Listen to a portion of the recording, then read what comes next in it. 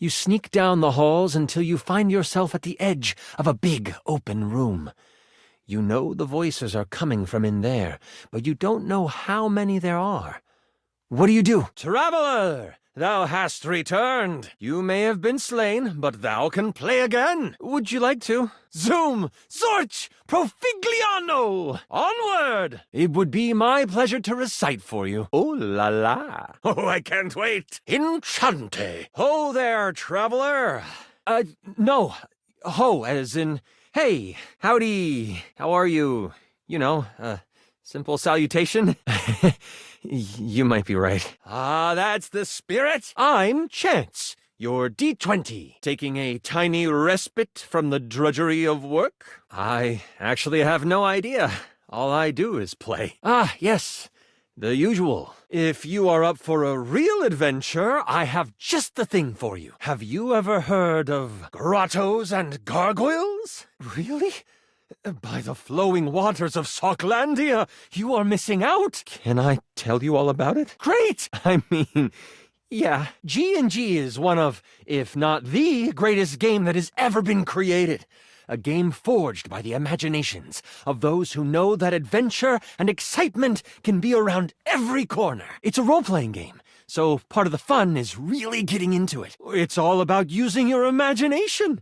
I, serving as your chronicler, present the player with situations and scenarios filled with choices for you. Or, my personal favorite, start in the small village of Decor, listening to the stories of adventurers, waiting for a quest to pique your interest to start your own epic tale. Oh, I mean, it's fun if you try it out.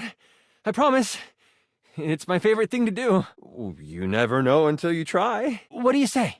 Oh, that's great. What's your favorite monster? Oh, and what about your favorite mystical weapon? Or class? Oh, I have so many questions. Wow, someone else who feels the same as me. Oh, it's so hard to pick a favorite. Everything about G&G is so cool. Oh, that's okay. The fact that you know about it is already pretty awesome. I get so excited to talk about this stuff with people. Grottos and gargoyles. You wouldn't want to, maybe, kinda play with me, would you? It would only be the single greatest thing you could do for me. Really? Why not? I would be here with you the whole time. It's my job as your chronicler to guide you through the game. You can trust me. I'm positive you will be. This game can take you to far-off lands where the last thing you have to think about is being good. Think of it this way. You get to build a story with me. Hopefully, it won't be the last. Well, I mean, let's just say that this isn't the only role play I like to do. So, what do you say? Roll with me? Really? Holy crit! Someone to play with me! You have no idea how hard it is to find someone to play with. Sure can. Don't you worry about that. Your chronicler will balance everything for solo play. Ideally, but hey, one-on-one sessions can be a really great way to learn the game. Depending on what class you pick, though, I might have a few friends around the house who might want to hop in. You create a character and live out their story.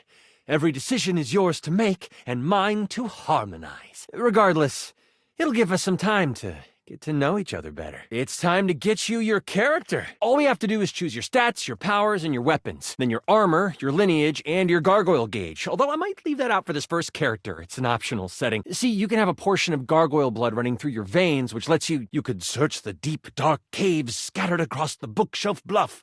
Or run along the bright and musk-filled shoelace shores. Oh, of course, it is a whole heap to take on your first time out. How about you let me make your character for you?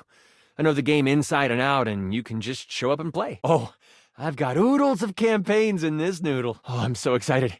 You have no idea how much fun we're going to have. I'll even build the session based on what class you pick. There are 3 classes I can get rolling for you. All of them are awesome, but they won't be too much of a challenge. I'd suggest the Troubadour, the Guardian, or the Enchanter. Which one would you like? Sure, let's start with the Troubadour. Loved by the locals for their wit and their voice, this magnificent magical minstrel can change the outcome of a dire situation with a simple tune. And with a liar by their side, this slick and seducing stupefier is sought after by those who wish to trade both coin and secrets for songs. Don't be fooled, though. The Troubadour can hold their own. They are a healthy hero able to take hits with the best of them. What do you think about the Troubadour? The mighty Guardian. This sword-wielding warrior of light and all that is right vows to protect the citizens of the realm. This is one beefy class. While this particular participant can pack a punch, they aren't the smartest of the classes. If there's a problem, they will try to solve it by punching. That isn't a bad thing, though. A well-equipped guardian can take down the most vicious of gargoyles. Their fighting record is just as shiny as their armor. Thoughts on the guardian? The enchanter. The magic-slinging specialist who calls on charms to complete tasks. Shrouded in secrets and itchy cloaks, the enchanter is a master of the far-off flaming finger. Depending on whether you skip through what I have to say, maybe 20 minutes. They are a bit more delicate, opting to avoid obvious agony by staying further back from the brawl. But don't think they aren't good at busting heads. They can spin spells to soften the toughest heel troll, or even summon a sidewinding slipper snake. How does the enchanter sound to you? I'm so excited! The Troubadour! A fantastic character to start your adventures with. I hear that Dasha wanted to roll with a guardian if someone was playing Troubadour. If you two know each other, I'll invite her. Oh, the guardian! May your sword find purchase in whatever vile thing comes your way. I heard that Jerry wanted to go apothecary if someone was rolling a guardian. If you two know each other, I'll invite him. The enchanter it is. Magic will flow and find home in your heart. I heard that Lux wanted to get into G&G more and was thinking of playing a hotshot. If you two know each other, I'll invite them. Now that I know who you want to be, it'll take me some time to finish building out the session for you. Give me a day? I should be ready by then. Anything before that, and it's a bit dicey if I'll be ready or not. Me neither. It's been so long since I've played. I'll see you then. These things take time. A great adventure must be crafted. Allow me this time, fair compatriot. I wish to create something worthy of your time. Great. Tomorrow, we tell our tale. Sheesh. No pressure. Don't worry. I'll do my best. It'll be fantastic. She's not hard to find. Right underneath me. He's a little guy like me. Right inside the desk here. They are all over the house, bringing radiance to everything they shine on. Oh, okay. If you don't want to play, I can't make you. And here I thought I had someone to roll the dice with me. Are you sure you don't want to play? Oh, phew! Thank goodness. I've been putting in a lot of work, and I can't wait to show you. Oh, okay. If you don't want to play, I can't make you. Are you sure you don't want to play? Oh, phew! Thank goodness. I've been putting in a lot of work, and I can't wait to show you. My faithful traveler, you have returned. Flattery won't get you any extra XP, but it might get you some fudge dice rolls. Keyword, might. I knew you wouldn't let me down. Still, it's nice to know my assessment of you was correct, and it looks like our mutual friend Dasha is joining us today. I prefer to call them adventures, but to each their own. We haven't started yet, my dear. One moment. You will be playing Miles Cypress, a troubadour from the mean streets of Cantalopia. You have taken up a new home in Decor, which is ruled by the House of Knives. Ever faithful. I knew it. Don't worry about reading the sheet too much. I'll keep track of your health and letting you know what you can do. Now tell me, are you ready? Time to begin. Most of the shops in Decor have closed for the night, but that doesn't mean the town is asleep. Far from it, near the center of town, right off the cobblestoned path, is the Countertop Tavern. Music pours from the open windows as you stand on the small wooden stage, having just finished one of your specialty songs. What are you saying to the crowd? I guess that'll work. You're just warming up. It's okay. Let's continue. Holy crit! That's the way to do it! The crowd in the tavern goes wild. They throw coins at you, all of which you catch in your hands and pocket swiftly. You were worried about how much you would pay for your room, board, and booze, but now your cup runneth over, and you can even afford that health potion you had your eyes on. You gain 10 health. You exit the stage and find your seat at the bar. The bartender slides you a red ale. You spin around in your seat, hand out in anticipation for the tankard. It slides firmly into your hand. They catch it and thank you with a simple nod. You know that some meat and cheese will be waiting for you in your room. As you sip your drink, a hooded figure sits next to you at the bar. Without looking at you, they simply ask, "Can you swing as well as you can sing?" You... what? They notice you try to see who they are. They pull their hood closer and slide you a thick gold coin with the stamp of the butcher block on it. The butcher block are the not-so-secret guard of the Knives Monarch. If they have come to you, it is serious business. With this, they rise from their seat and they move to the stairs. They pause briefly, making sure to lock eyes with you before ascending the steps. Before we start, here's your character sheet. You toss back your drink and you follow. People have noticed the moment and start to whistle and hoot. The kind of business that happens in the rooms is usually of a specific nature. They sure do. The folks at the countertop aren't shy about it either. You play it up. The whole crowd cheers you on, thinking that your sonic serenade has helped you score. Okay. You take a swing at the hooded person, and they move so quickly you don't see them behind you. All you feel is the hard hit on the back of your head. You feel like you could pass out at any moment. That hit took a lot out of you. Sure. You swing at them with the bar stool. You feel the cold steel of a blade slide between your ribs. Everything goes black. You pass out on the floor. The last thing you hear are the gasps of the patrons and the scurrying of feet as they flee. You died. It's okay. Let's keep going. The hooded figure bends over and whispers to you. Upstairs, before the knives have your head for attacking a member of the block. They move quickly to the stairs. It is in this moment that you notice everyone is looking right at you. Some have even moved away. If you want to, instead of following the figure up the stairs, you run for the door. As you do, the hooded figure calls after you. Let it be known on this day that Miles Cypress is a coward. As you run out of town, you hear a bell toll. You know that bell. That is the bell of banishment. It rings when someone has refused to help the monarch. The House of Knives has cast you out. You can never return again. Oh, really? Great.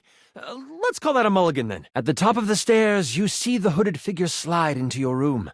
You follow carefully. When you open the door, you see they have pulled their hood back, exposing their face. Before you is a gorgeous human. It is disarming. Why would anyone so beautiful cover their face? Buttering up the GM does not grant you advantage on skill checks. But it is appreciated. Once you have closed the door, they say, as a member of the Butcher Block and in direct response to the needs of the House of Knives, we have a task for you. The Prince of Knives, Nakiri, has been kidnapped. We know that the evil Grand Vizier has him. They are planning to sacrifice him to their god, Cleaver. The block has a mole in our midst. We have not discovered who this person is. Any action to secure the prince would be found out. It would make matters worse. We believe you know how to get where they are holding the prince without arousing much suspicion.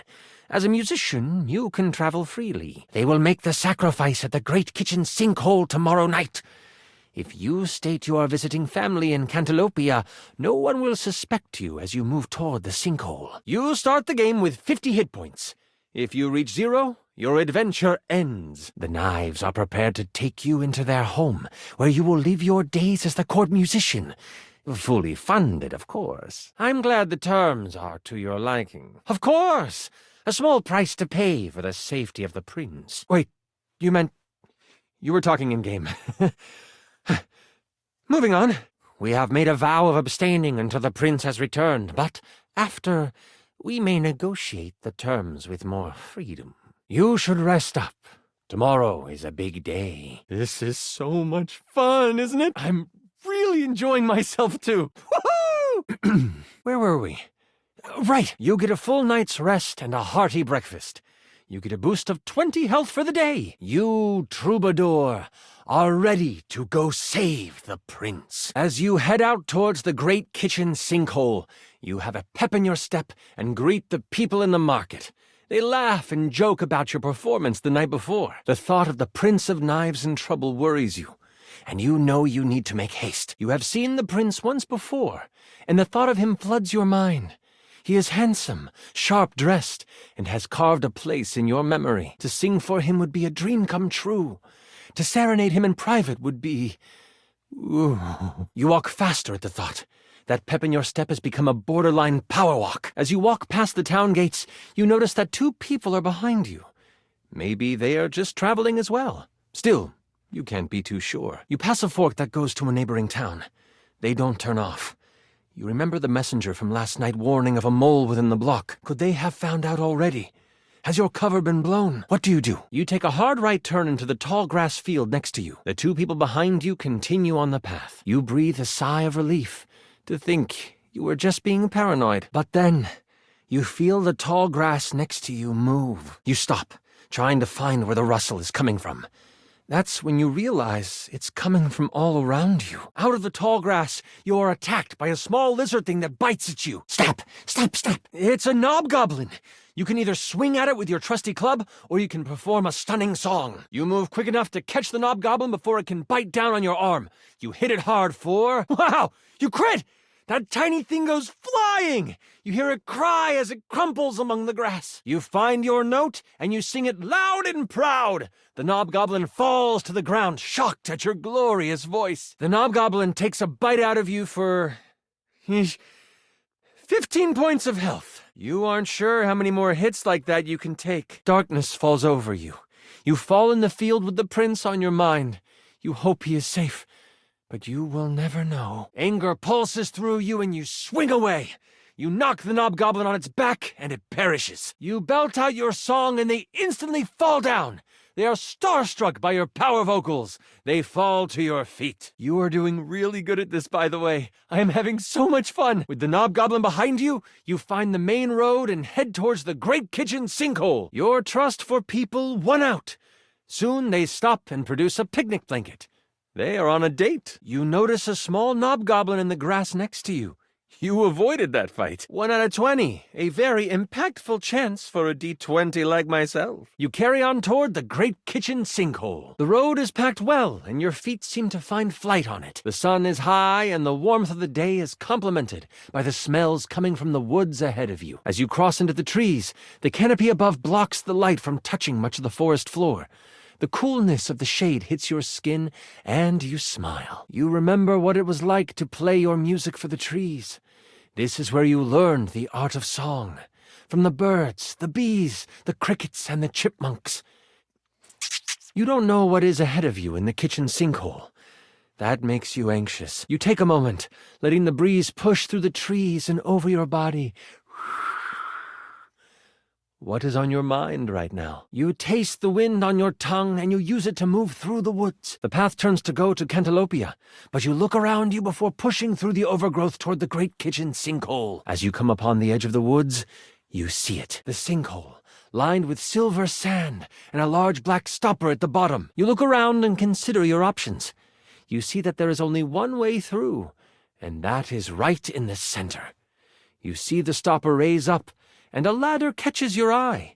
Surely, that is where they are keeping the prince. Guards roam back and forth, surely keeping watch for anyone daring enough to save the prince from them. You think it best to wait until night begins to fall before you make your move. As the sun begins to head over the horizon, causing the silver of the sand to reflect the light in brilliant fashion, you decide it is time to make your move. Moving swiftly and using the sand to slide and the light to hide, you reach the stopper with no interactions from any guards. As a matter of fact, there are no guards here. You don't have time to consider how strange that might be. You must continue on. You open your eyes, looking around until you find a stump that is at a good sitting height. There is an understanding that you must get to the sinkhole quickly, but you have time, and you want to be centered when you get there. Taking out your lyre, you begin to strum. Your fingers pluck the strings softly at first, but then you close your eyes and let the music take you over. The tune that floats through the air is one you have never played before, but it comes to you as if it were a memory. Birds and other critters fall silent to listen. The blades of grass seem to lean in toward you.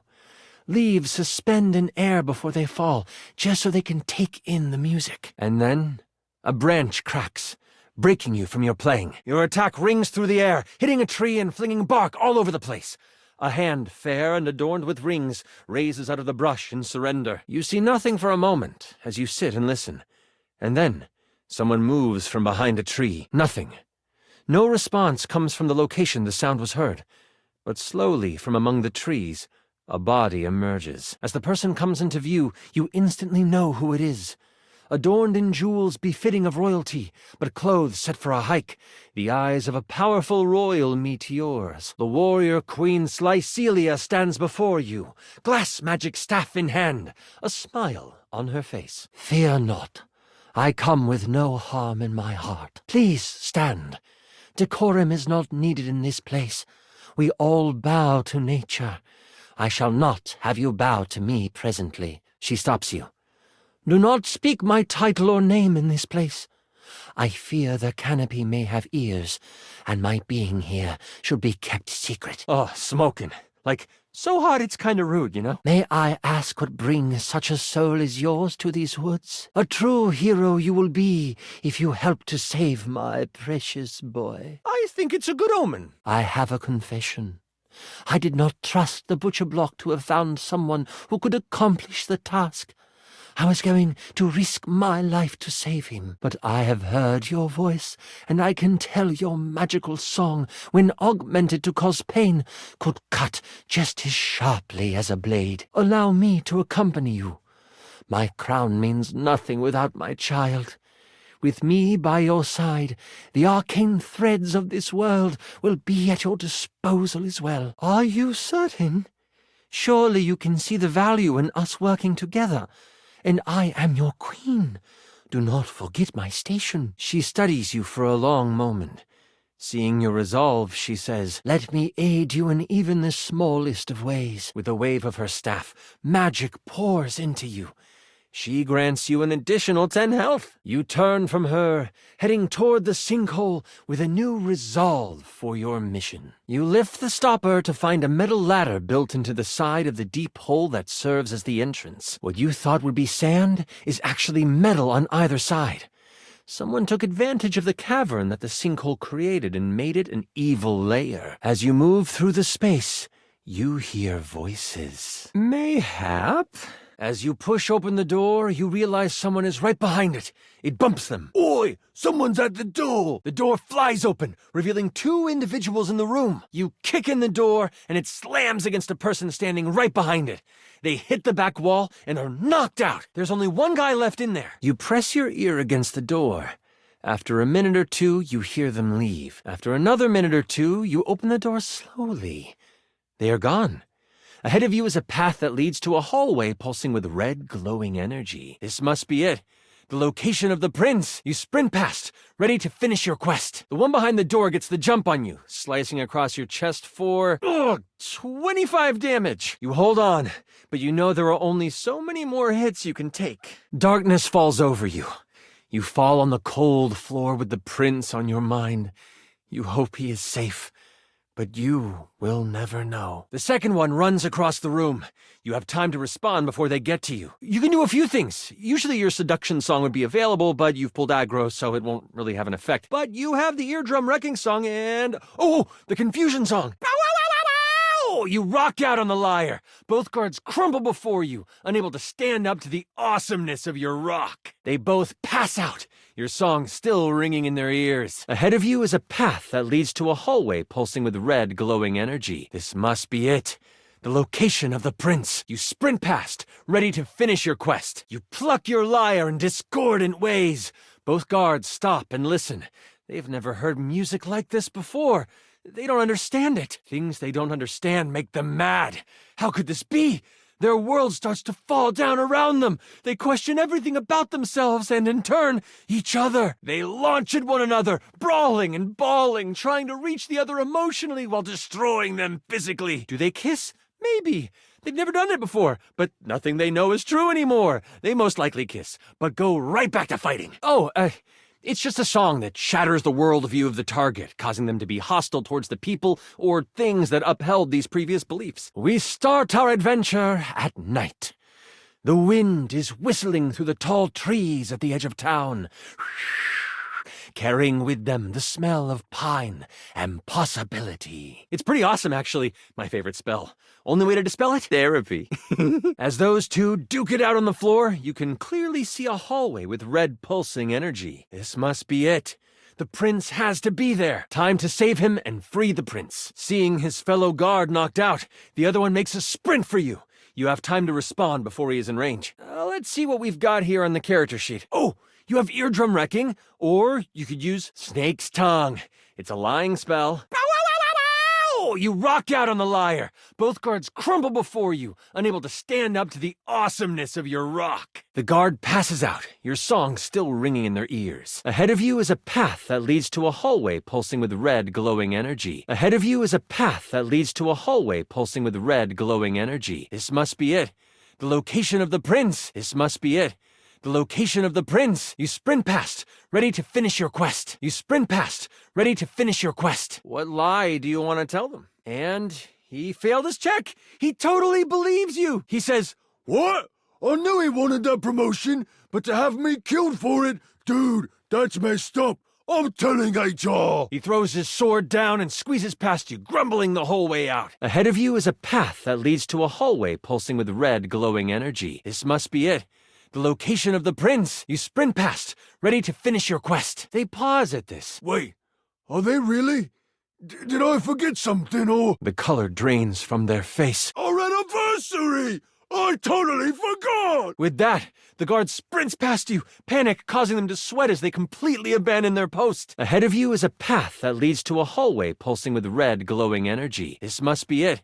The location of the prince. You sprint past, ready to finish your quest. The queen has already scouted the area. As you come to the edge of the woods, you see the silver sands of the kitchen sinkhole, and she motions with her head to the left of where you are standing. She summons a gust of wind, and the loose brush on the ground moves to the side, revealing a trail. This is how they have moved supplies in and out. Before you can respond, she takes off down the path. As you follow her, you notice it quickly dips into an unexpected valley. As you round the corner, you see a small group of guards surrounding the mouth of a cave. I will follow your lead and support you in your actions. What shall we do? Looking at your song list, it looks like you know the songs of Sleepy Time, Eardrum Wrecking, and Seduction. You strum the beginning chords of a lullaby. The guards hear it, instantly heading towards you, but before they can reach you, they collapse on the ground. Queen Slycelia reaches out with her staff, and roots respond. They wrap around the sleeping guards, holding them to the ground. They aren't going anywhere when they wake up. The path to the cave is clear, and you just know this is where you will find the prince. The other one, he's a bit more hardy. Running at you, pushing through the sound, he raises his sword and brings it down in a slash that forces you to stumble back. He hits you for 20 damage! You hold on, but you know there are only so many more hits you can take. Darkness falls over you. You fall on the cold floor with the prince on your mind. You hope he is safe, but you will never know. Too bad he didn't notice the queen. She shoves the end of the staff into the guard's belly, letting a torrent of flame rip through him. He falls at your feet. This clears the way toward the cave. You decided to get sexy with it. Sweet tones come from your lyre, and your voice wafts towards the guards. Your song meets the one on the right first. Their eyes glaze over for a second, before becoming wide with something I can only describe as carnal desire. Then, the one on the left hears your sultry song, and before you can get to the chorus, the two guards are going at it. They fully drop their weapons and just, get after it. The queen blushes. She also gives you one of those smiles that lets you know she thinks it's kind of awesome. Don't even think about it, or the king would have your head. And with that, she starts to walk toward the cave, right past the two guards, making out. As you step into the hallway, you can feel both energy and heat in the air. Something is afoot. And as you turn the corner, you see the prince, but you also see who you know to be the king. King Cleaver stands before you, stripped of his royal garb. His muscles are coated with a layer of sweat as he kneels before a bonfire. In a cage to the side of the room is the prince. A pulsing red energy surrounds the cage. The king is mumbling what you can only suspect to be an incantation. But he stops as you fully enter the room. I see some of my block couldn't leave well enough alone. The king rises, towering over you, his back to you as the fire dances on the walls. Before I begin, this is where I monologue. I know it's silly, but it's what the big bads do. Okay? Thanks for indulging me. Oh, okay, then I'll skip to the battle. As you enter the cave, you find that it leads toward a metal-lined hallway. Red power bounces off the surfaces of the walls, and energy and heat push down the tunnel towards you. You start to sweat right away, nervous of what you will find. You look over to the queen, her face stern, her eyes focused. Somehow, the sweat rolling down her face looks complementary to her features. Suddenly, she stops. No, this isn't right. I can sense my son up ahead, but I also feel we must hurry. She takes off, her gait widening as she races through the tunnel. You struggle to keep up until you almost run into her as she stops at the mouth of a large room. As you look into the room, you see the prince. But you also see the outline of someone everyone would know. It can't be, the queen says almost to herself. Cleaver, is that you? Hello, my darling. The figure rumbles as he kneels in front of a bonfire in the middle of the room. The queen has come to be with her king, yes? As the figure stands, you take in King Cleaver, King of the Knives, as flames dance across his face. King Cleaver stands before you, stripped of his royal garb. His muscles are coated with a layer of sweat as he basks in the light of the fire. The prince, in a cage in the corner of the room, is blocked in by a pulsing red energy surrounding it. A low growl escapes the king's mouth. You interrupted the incantation.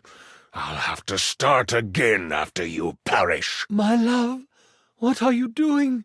Something is not right with you. If only you had stayed away, my love, you wouldn't have to witness the work that must be done. You also wouldn't have to die. What has possessed my husband to cause him to speak like this?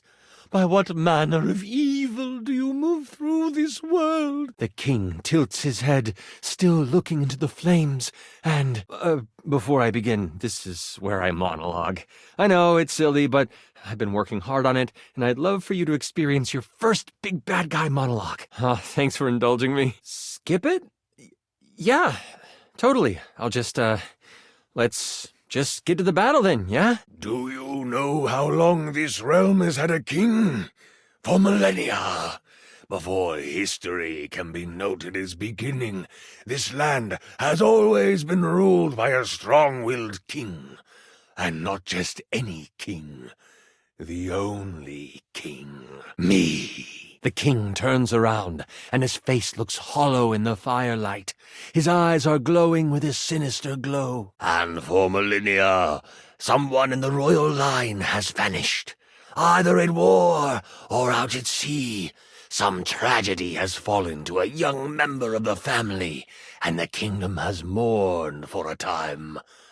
But they have moved on, and queens would die, and kings would pass of a broken heart, and a new king would take the throne, always some cousin or uncle from a small parcel of land no one had heard of, always of humble means, always young, always handsome, always me. And all I have ever needed is the blood of my line to rejuvenate me, and for my inner circle to make sure the butcher block failed in their search. But I suppose my moles failed to do their job this time.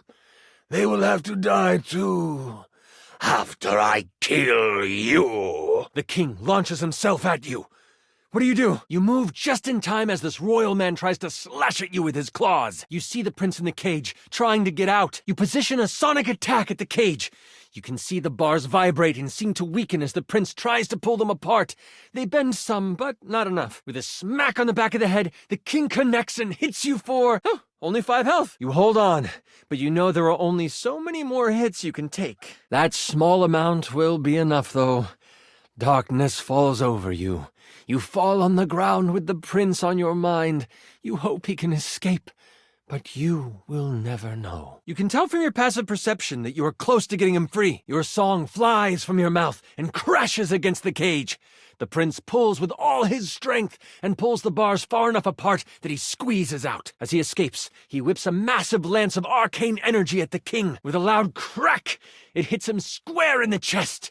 The king lurches back, inches from the tall fire. Oh, the prince locks eyes with his father and says, "Long live the king." Another lance of energy flies across the cavern, shoving the king into the fire. His screams echo in the space until they don't.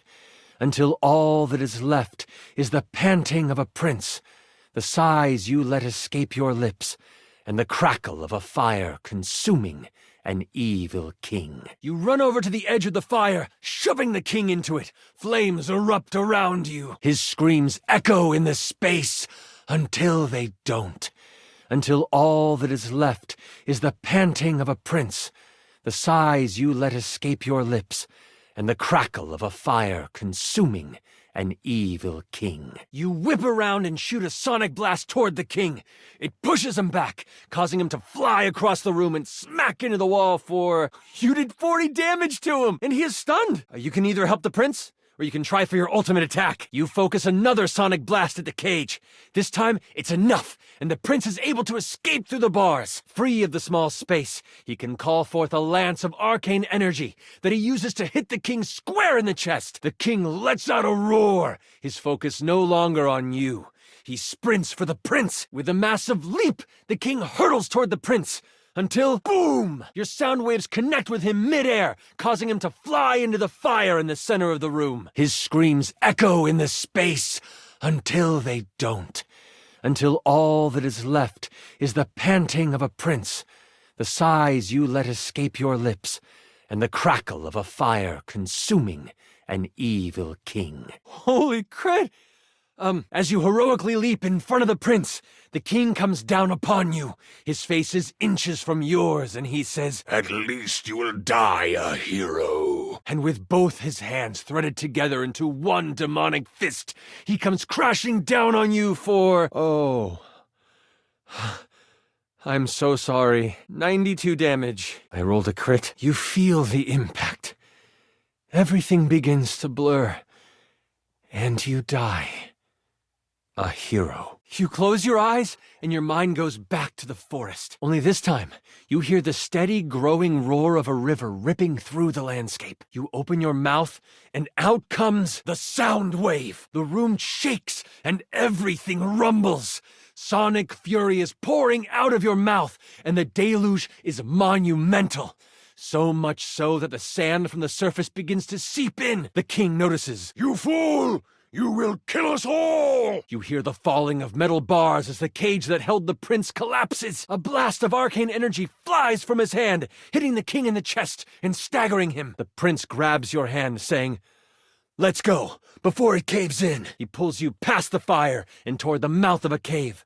As you run, you can hear the room behind you give way. A roar comes from the king. No! I cannot die here! Just as you cross the threshold of the cavern, everything behind you collapses. You stand outside with the prince, breathing hard from your sprint. You look back on the collapsed cave. It is silent for a moment.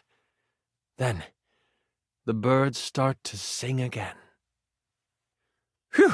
You whip around and shoot a sonic blast toward the king. It pushes him back, causing him to fly across the room and smack into the wall for...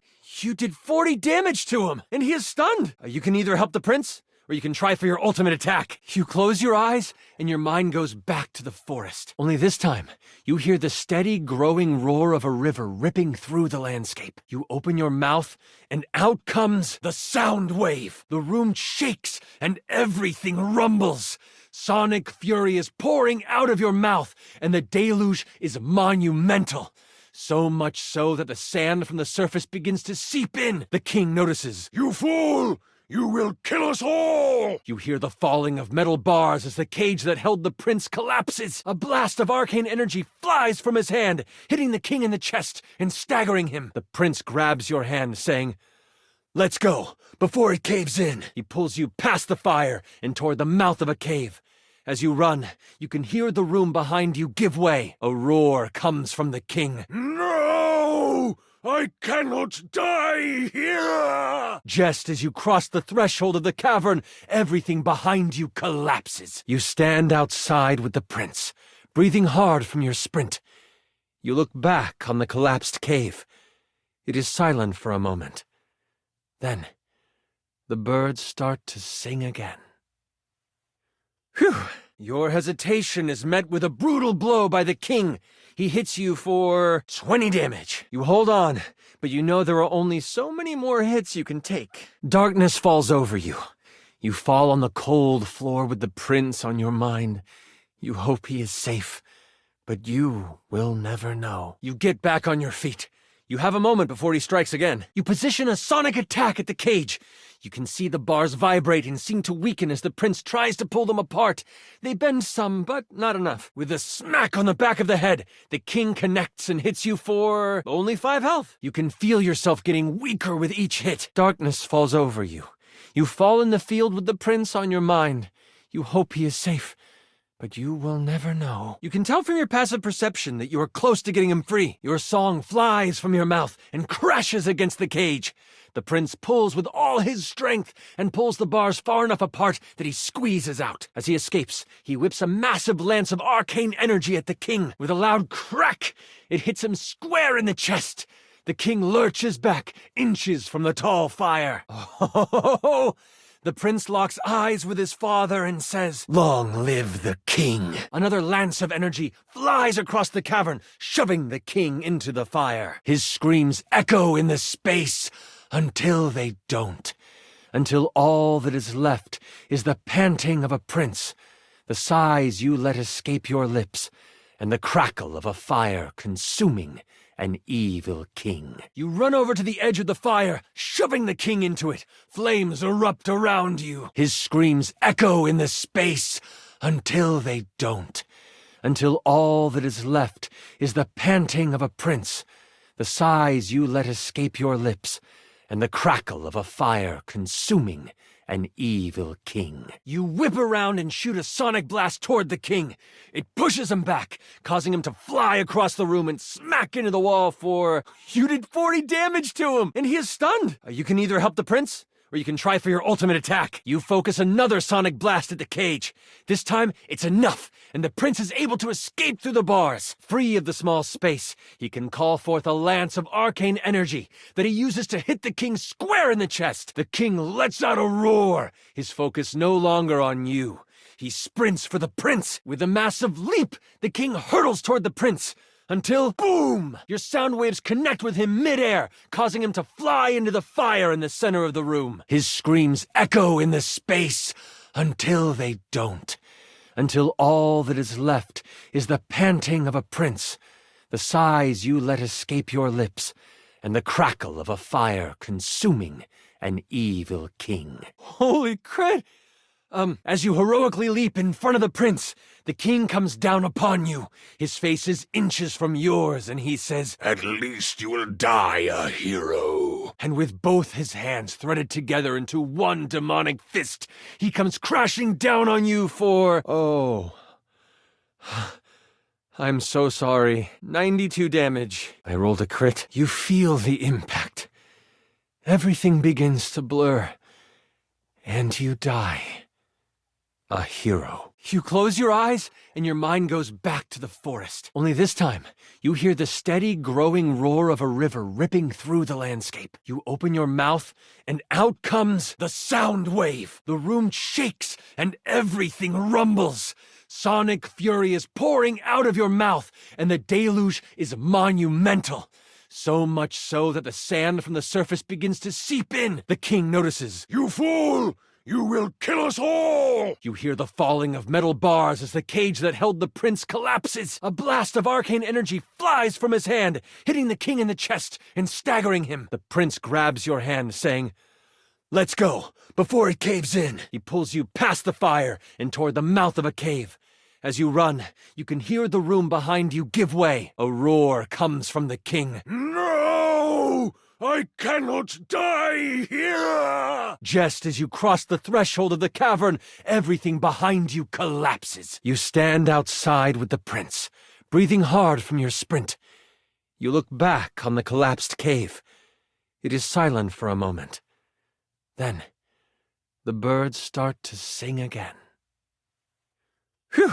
Do you know how long this realm has had a king? For millennia.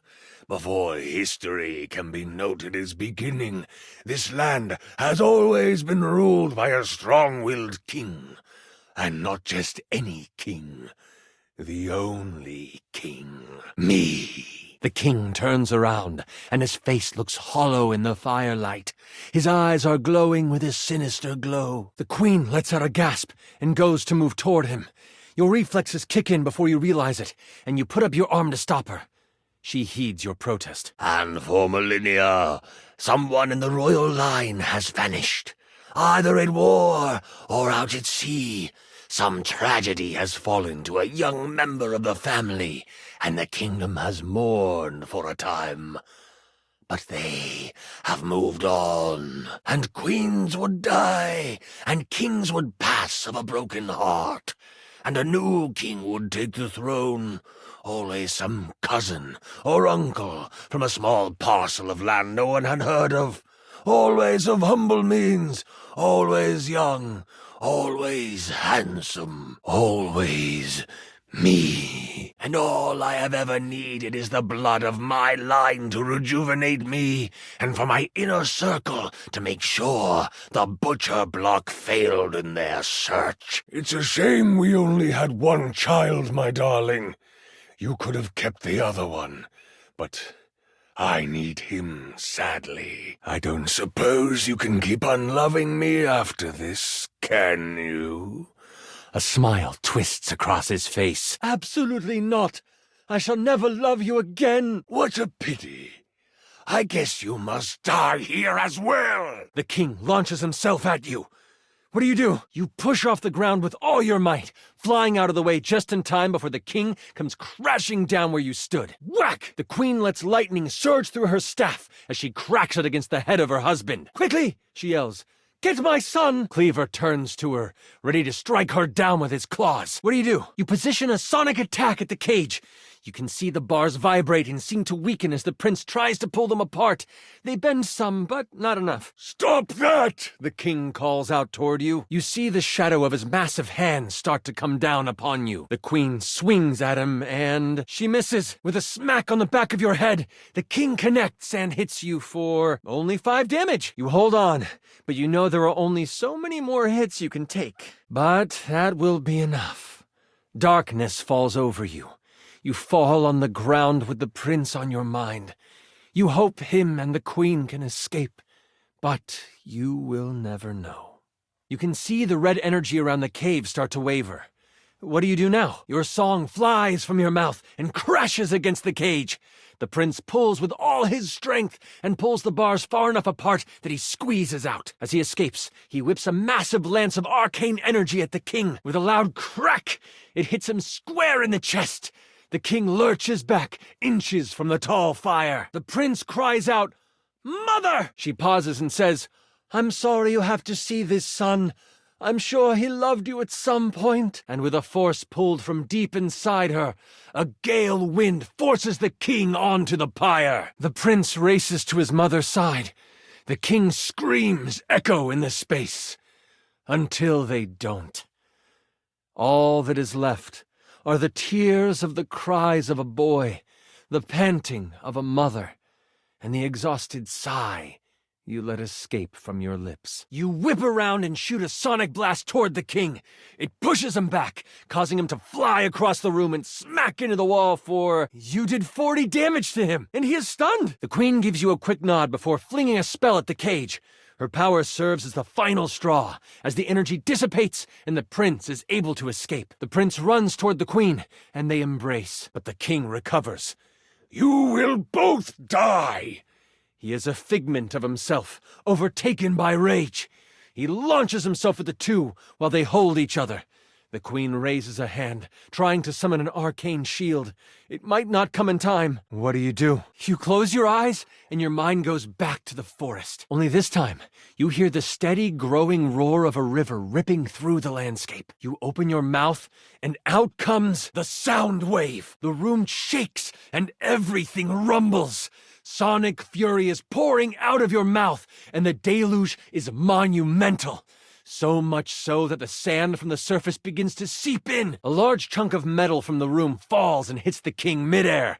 Sand quickly starts to follow, filling the room. This place is going to collapse. We have to move now, the queen demands. You sprint past the king, struggling against the deluge of sand piling on top of him. No! He cries out. I cannot die here! But the three of you don't look back. You race back the way you came and enter into the evening air as you hear everything behind you collapse. You stand outside, not with a queen and a prince, but with a mother and her son. They hold each other in the silence that follows the collapse. Slowly, the crickets start again. The night fills with the sounds of life. You are safe. You are all safe. You stand outside, not with a queen and a prince, but with a mother and her son. They hold each other in the silence that follows the collapse. Slowly, the crickets start again. The night fills with the sounds of life. You are safe. You are all safe. The shield doesn't make it up in time, and the cleaver slices through their grasp with a powerful smash. They both fly to the floor, separated again. Focused on the queen, the king grumbles through a smirk. You aren't the first queen to discover my secret. You will be the first to die because of it. Whack! An arcane lance hits the king square in the chest. The prince, pulling forth the power for another, yells, "Stay away from my mother!" Thwack! Thwack! Each hit connects with the massive king, pushing him closer and closer to the giant pyre. The queen stands, nodding at you both.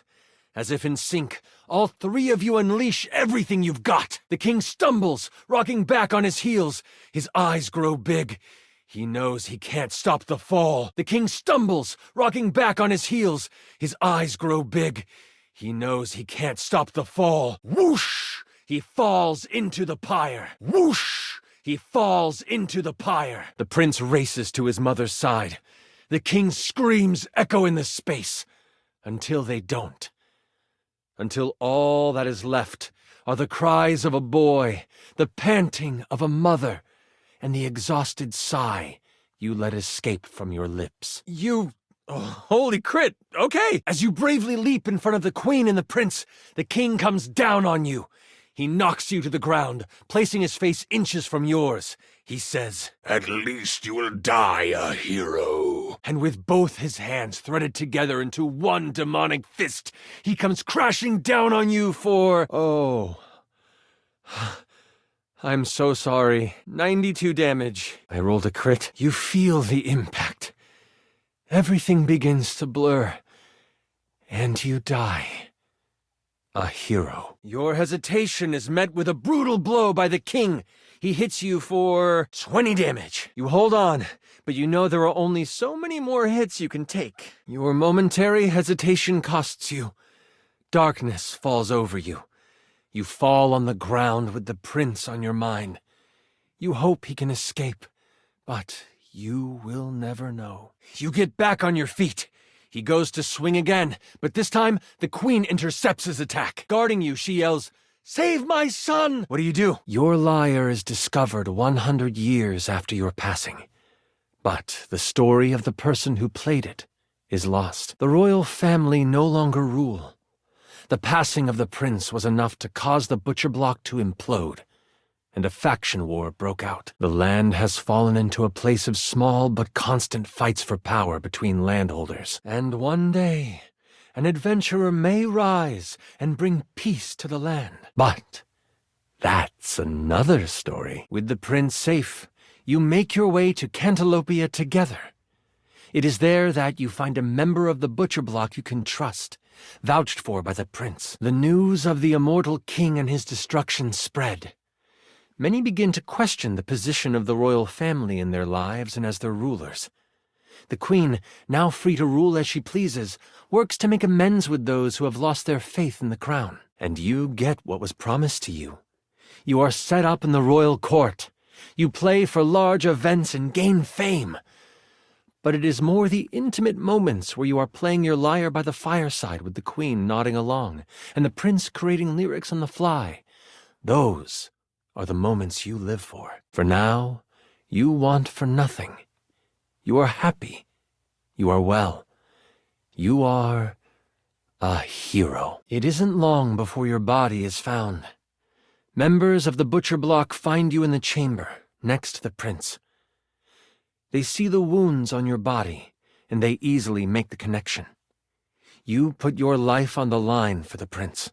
Of that, there is no doubt. They treat you like the hero you are, raising a statue in your honor. At the Countertop Tavern, an ode to the troubadour is written and sung. First, every night, and then weekly. But eventually every month on the full moon, when the world makes the most music, the song of you is sung.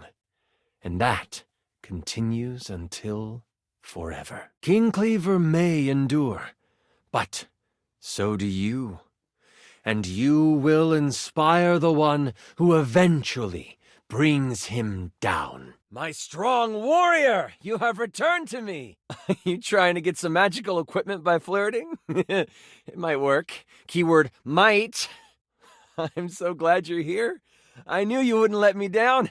I rolled a crit on my insight check of you. And it looks like our mutual friend Jerry is joining us today. That won't be necessary, Dasha. I've rolled Jerry as the apothecary class. To keep things a little more exciting, I've rolled to see what his character would have. A lot of it is things to help you on your adventure. Some of it is, well, less than useful. You will be playing the mighty Sadida Ekin, a guardian who lives on shoelace shores in the village of Sneakars. You are on your way back from training on the nearby Chukka Hills. You will start with 75 health, but don't worry, I'll keep track of all those things for you. We start our adventure in the early morning. As you walk upon the grass path, thinking about your latest training and feeling the soreness in your muscles, your mind drifts to home. In particular, your mind drifts to that of your family. Tomorrow is your partner's birthday. You haven't decided what to do yet, but you know it has to be special. Maybe a cake or a seafood dinner. The smell of the salty air from the shore is refreshing, and you look out on the horizon. That's when something catches your eye. Something from the direction of Sneakars. Is that? It is! It's smoke! Black and billowing. You take off, ignoring the fatigue in your legs. You are determined to get to Sneakars as fast as possible. You pick up the pace, keeping an eye on everything around you as you move. They're looking expectantly at you, Miles. We could always use another blade in the ranks of the block. Oh, I mean, maybe after the session? It heals you for 15 health. You take off, ignoring the fatigue in your legs. You are determined to get to Sneakars as fast as possible. You pick up the pace, keeping an eye on everything around you as you move. As you reach the top of the hill overlooking your seaside village, you see Sneakars is smoldering. You see the village priests helping tend to people around the town. Oh, praise to the goddess, you are back! They come to you, worry etched on their face. They take your hand. You have questions, but we shouldn't speak out here. We don't know who is around. Come! Follow me! As you follow the priest to a makeshift shelter, you see the level of destruction. Your fellow villagers are hurt, and you start to make a mental tally of who you see. A few people cry as they realize their loved ones didn't survive whatever happened. Once inside the shelter, you realize, your partner! We were attacked right before dawn. A few people were killed, but we were caught unaware, and I think they were looking for you. Oh, I do love the voices, though. Your house got the worst of it. They took your partner, spirited them away, and left only this amongst the rubble. The priest hands you a piece of fabric with what looks like a mountain lion pouncing burned into it. It's the Amup bandits. Stop. I'm trying to focus. Okay, give me a roll. You obliterate that thing! The Amup bandits are a rival band of scallywags who were once in constant battle with the village of Sneakars. Peace was hard fought, with you being the fiercest warrior and a large reason they surrendered. That was a decade ago, and you thought they had moved on. But it seems they never forgot about you. What will you do? How should we respond? You are the only one able to go after them. Maybe I should have made this a bit harder. The priest sees the dedication in your eyes and offers to help you prepare for the journey. They also bless you with what healing energy they have left. You gain 15 health. The priest looks at you and blinks hard. You would leave your partner in their hands? At any rate, she continues. Okay. The priest is shocked by your choice, so you stay behind and you help rebuild. The Amup never show their face again, but you never see your partner either. The village never looks at you the same way. You end up alone. Safe, but alone. The end, I guess? Ah, wondrous. The priest is happy you are going to venture forth and avenge your village. Still, you can see they doubt your dedication a bit. You will have to prove that you are still the warrior they know you to be. You decide to head off when night falls. During the day, you help your fellow villagers as you continue to think about your partner in the Amup. What is going through your mind? Oh, you are rolling well on your charm spells. You reach out into the universe, trying to feel for them. You can feel the love connection you two have still holding strong. They are still alive. You know that rage will serve you well in the coming battle. You wait for the sun to set, sharpening your battle axe blade as you do. The moment the stars begin to appear, you take your leave. You have a brief moment with the members of Sneakars. All of those who are healthy enough to stand and walk form a circle around you. They all whisper hopes of good fortune and a battle well fought for you. They also take the moment to state anything they might want to say before you pass. This is a Sneakar ceremony to ensure that there is nothing holding their warriors back from the future, regardless of how the battle ahead may end. You bask in the moonlight and accept their desire for you to defeat those who attacked them. Setting off down the path that many say the Amup bandits used, you walk with your head high. Your village is what you fight for. Moving alongside the path, you travel for about half an hour before you see movement. You find some shrubs off the path and hide between them. As you sit, surrounded by leaves, you see what you know to be members of the Amup step into the moonlight, cat-like humanoids all clad in leather armor. On their side, you see the traditional swords that you became familiar with during the battles a decade ago. You think there are only 2 of them, but wait!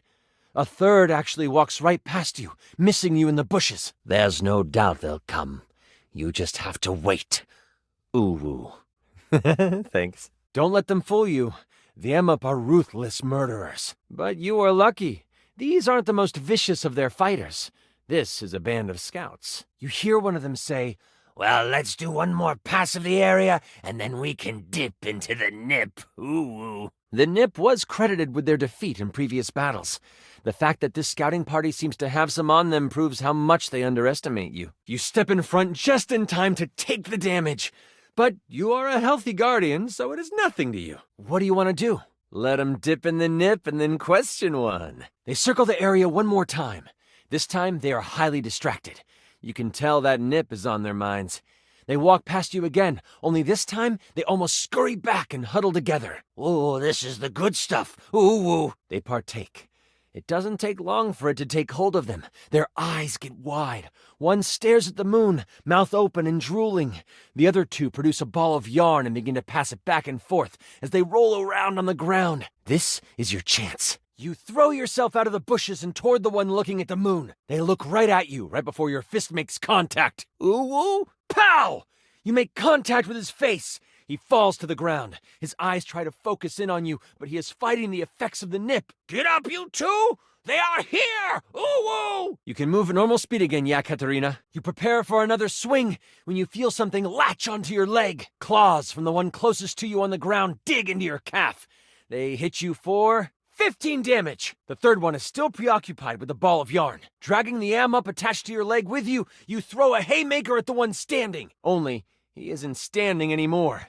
You fully knock him out. Okay, are you throwing them at anything in particular? This new mystical item becomes mesmerizing to the Amup.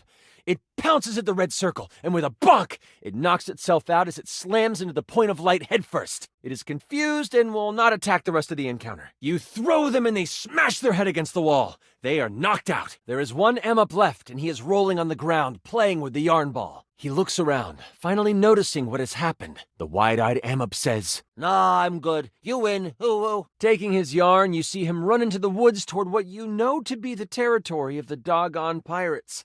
That Amup is as good as dead. This time, the one attached to your leg bites you, for another 15 damage. You reach for your axe, and with one quick swipe, you dispatch of the one attached to your leg. The one on the ground stops playing with the yarn to finally notice what has happened. Nah, I'm good. You win. Ooh. Taking his yarn, you see him run into the woods toward what you know to be the territory of the doggone pirates. That Emup is as good as dead. You make contact with your boot. Ouch! Ooh. With the guard passed out, you both notice something you hadn't before. This new mystical item becomes mesmerizing to the Emup.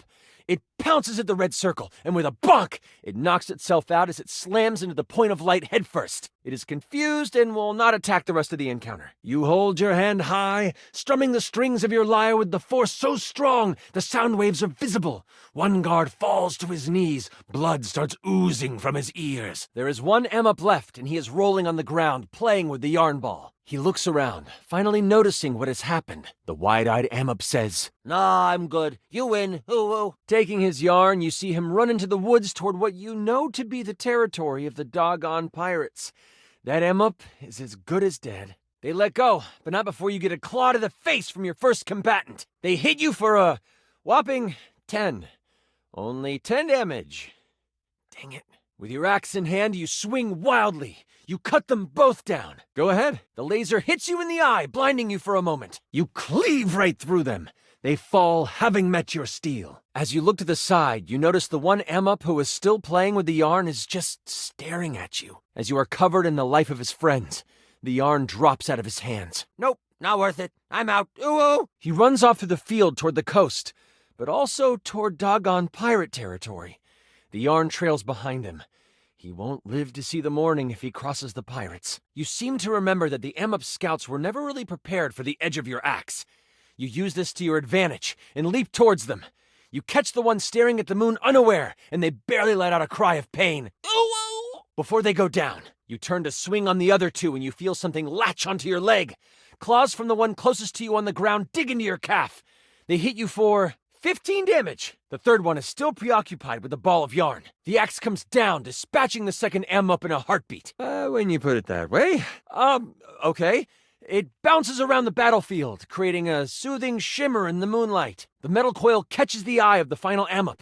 It looks around, finally aware of what has happened. Moving on. The path to the cave is now open. The slinky starts to move toward the Emup, and it is struck with fear. Keep the shiny thing away from me. Ooh. The Emup runs, happy to have his life and his yarn. But, strangely enough, he runs toward your village. Must be the nip. You have full confidence the people in your village will know what to do with him. The third Emup is finally coming to his senses. It becomes obvious that he doesn't want the smoke. Keep the shiny thing away from me. Ooh. The Emup runs, happy to have his life and his yarn. But, strangely enough, he runs toward your village. Must be the nip. You have full confidence the people in your village will know what to do with him. You feel yourself fill up with wounded pride. The fact they think you aren't worth their full attention is disrespectful. You pop out of the bushes, running towards them. You yell, what do you yell? So glad this campaign is going well. You startle them all, and they fly into the air. One of them drops a red ball of yarn. They scramble to pick it up. Quick, we must alert the camp. Ooh. One thing about the Emup is they are quick when they want to be. Before you know it, they are running down the path toward the Emup camp. You bide your time as they make their rounds, and then gather together to partake in the nip. It doesn't take long for it to take hold of them. One stares at the moon while the other two become preoccupied with a red ball of yarn. You wait for one of them to isolate themselves. The moon-obsessed one stumbles closer to you. Still looking up, he stops right by your hiding spot. You snatch him, pulling them into the bushes with you. You slide your hand over their mouth. They don't resist. The other two? Obsessed with the yarn. They don't even notice he is gone. Mayhap. You feel a sandpaper tongue against your hand. They are out of it. You remove your hand. They still just stare at the moon. You looking for your partner? Ooh. I don't really want to fight. I want to be a painter. Ooh. So, I'll tell you how to get to them if you want. Ooh. I just want to capture the moon in all its splendiferous amazingness. Ooh. Ooh. Ooh. You're making me blush. The Emup get uncomfortably close to you, whispering in your ear a secret passage to the dungeon where your partner is being held. Their tongue brushes against your face a few times. Noted. You release them as soon as you have what you need, almost as if nothing happened. The moment you let them go, they stare at the moon again. They go over to their fellow scouts and whisper something to them. The two on the ground look your way. They wave. Mayhap. They then get up, move out of the way of the path, and continue with what they were doing. You have passage. These Emup won't bother you. As you take off toward the Emup camp, you find yourself upon a dried-up stream bed. The warm days the past few months have not been kind to this stream. You look down on the dry stream bed and you think of the first time you spent the day next to it. It was the war. The battle had been raging on several fronts, and the weather had been gloomy, but on this day, the sun was out. It was just plain perfect that day, and both sides of the conflict knew it. No attacks were launched. Instead, you got to bathe in the cool stream waters. You cleaned your wounds, washed your face, and relaxed for the first time in weeks. That was when you first saw your partner in their birthday suit. You were spellbound. You didn't make a move then. Instead, you played it cool. You cracked jokes, splashed around, and let the sun dry your skin together. That was the day you fell in love with them. You were certain of it. It would take months after the fighting had ended for you to finally try to court them. But this is where it began.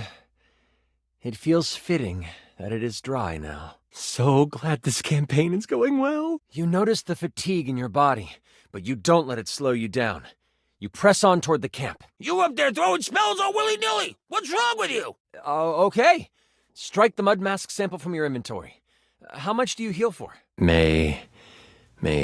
Mayhap. As you close your eyes to take in this space, you notice the tiniest sound of a trickle. Sure enough, further up the hill, there is a small amount of water starting to rise up from an underground spring. It is running clear and shining in the moonlight. You reach down and splash your face with it. It is refreshing and rejuvenating. You gain 15 health. With the memory of your partner ever present, you push on. You are ready to take on whatever is next. You find yourself at the edge of the Emup camp. They are out in full force. You scout the area to try to decide what to do. Lucky for you, not much has changed in the decades since you last stormed these wooden walls. This gives you a slight advantage. Still, they have numbers on their side. You think you might be able to take them, but there are a lot of them, like, a lot. You bring down your sword on him. He groans in pain as you inflict a massive 53 damage to him. Okay, you go screaming toward the gates of the encampment. Swoosh! An arrow finds its way into your arm. You take, 20 damage. They approach! Fire! Ooh! You have a moment where you can turn back and take cover. Or you can charge forward. Okay. As you sprint forward, a volley of arrows fly out from the top of the camp walls. Not all of them find their mark, but... Yeesh. 7 of them hit you for... Holy crit. 115 damage. He sure is. Oh, they see you too, Jerry. They pounce on you. He sees the move coming and shifts out of the way. You swing and strike one of them. That doesn't stop them all from descending upon you. You take... 87 damage, Jerry. It was only 5 health. Your lack of planning seems to have been your downfall as you fall to the ground, lifeless. Because you were outnumbered, so... yeah. You quickly duck back behind the tree line. Arrows fly past you, but none can find purchase this time around. But now the camp is on high alert, so you have to be careful. How much do they regain? You watch for a time to slip into the camp, and then it hits you. You remember how you got in the first time you were here. You look to your left, and there, under fallen leaves and palm fronds, you see it. The path that leads around to the back of the camp. You take off down it, keeping low and making sure the site of the camp is on your right. 35! I might have made your character too good. Maybe. There are a few bottles and broken pieces of shields and swords. I'll have to work on that balance for the future. Okay, you do that. Eventually you come to a path. It leads to the back entrance of the encampment. You see 2 Emup guards there. You notice that these 2 Emup look way more prepared than the scouts. They have bows and arrows, along with scimitars and a thicker armor. They know your potential. Looking at your abilities, you could either try to frighten them from their post using Battle Cry, or you could climb a nearby tree and perform the Reign of Terror attack. You reach back into your training. You remember what it was like to learn the Sneakar's Battle Cry for the first time. Stepping out of the trees and within their eyesight, the moon bounces off your blade and dances in your eyes. Pulling forth all the rage and power you can, you open your mouth and something unworldly erupts forth. You can almost see the sound reach the guards. I'm gonna roll to see if they get scared. Okay, one of the guards instantly drops his weapons and runs. The other finds the courage to steady themselves. You won't scare me, Uwu. The guard squares up. Still, they are shaking in their boots. This gives you an opening. You run forward, axe in hand. As you swing down, it catches on their armor. They are badly hurt, but not down yet. This shakes them out of their stupor. Without time to reach for their weapon, they do have access to their claws. Swipe, swipe! They scratch you twice for 20 damage. Do you have a reaction that doubles your speed? Nice! You are strong, but you are starting to feel these hits. You can't take too many more. You fall to your knees. It takes a moment, but you realize that this was what took the last of your strength. It goes black as you die how you lived, in battle. Lucky for you, you were quick too. You swing your axe, making contact with the belly of the Emp. It is obvious you have dispatched them. And before you, you see an unguarded back road that leads to a set of stairs that goes underground. That has to be it. That's where they are keeping your partner. Smart choice. You know the axe has power, but your fists have speed. Shucks. But all four of you run toward the exit. You never look back as the sand pours in. Coming in clutch with the enhancement spell. You pounce on them like a, cat. You unleash your billow of barrages upon them, hitting them quickly and powerfully. They try to raise a hand to you, but you strike it down. Pow, pow, pow, pow, pow! Before you know it, they have fallen to your hand. They couldn't even get a single attack in. And before you, you see an unguarded back road that leads to a set of stairs that goes underground. That has to be it. That's where they are keeping your partner. You find a nearby tree and you climb as high as you can. The branches are sturdy in this old growth and you find your footing. Axe in hand, you think back to when you first learned this technique. You never thought you would get the rotations right, and many times you didn't. But the feeling of satisfaction you had when you pulled it off in battle surges forward. You know you've got this. Turning your back to the guards, you stand on the thick branch. Then, you leap. You become a tornado of pain and destruction as you spiral through the air. The Queen stands, nodding at you both. As if in sync, all four of you unleash everything you've got. Through sheer will, you find your targets and spin toward them, the axe blade whipping you around and cutting through air. Soon it is cutting through the Emp, and one of them falls to your blade. You catch the second one in the onslaught as well. Only they survive. You land on the ground, between the dead guard and the injured one. Oh, you die in the cave as well. Your boomer clip connects with the Emp, taking away what little health it had left. Having defeated those standing in your way, you notice the path forward. It is clear, as is your sense that your destiny lies before you. Ahead is where you will make your stand. As you stand, the guard makes 2 claw attacks at you. They hit you for 25 damage. You are strong, but you are starting to feel these hits. You can't take too many more. You fall to your knees. It takes a moment, but you realize that this was what took the last of your strength. It goes black as you die how you lived, in battle. Lucky for you, you were quick too. You swing your axe up, making contact with the belly of the Emp. It is obvious you have dispatched them. And before you, you see an unguarded back road that leads to a set of stairs that goes underground. That has to be it. That's where they are keeping your partner. You decide to trust the word of the moon-obsessed Emp. While they told you a convoluted series of turns and tree stumps to look for, you remember every word. You meander your way around the woods, always making sure the encampment is within view. It's taking forever, though. Did you make the right decision in trusting an Emp? An Emp on Nib, to be more specific. You decide to abandon this course of action and position yourself with the camp in view to try to come up with a new plan. You continue on the complicated path the Emp told you about. Suddenly, you walk across something that seems out of place. A portion of the ground almost seems hollow. Moving leaves out of the way, you find the handle to a hatch. You lift it, discovering a ladder. That Emp told you the truth.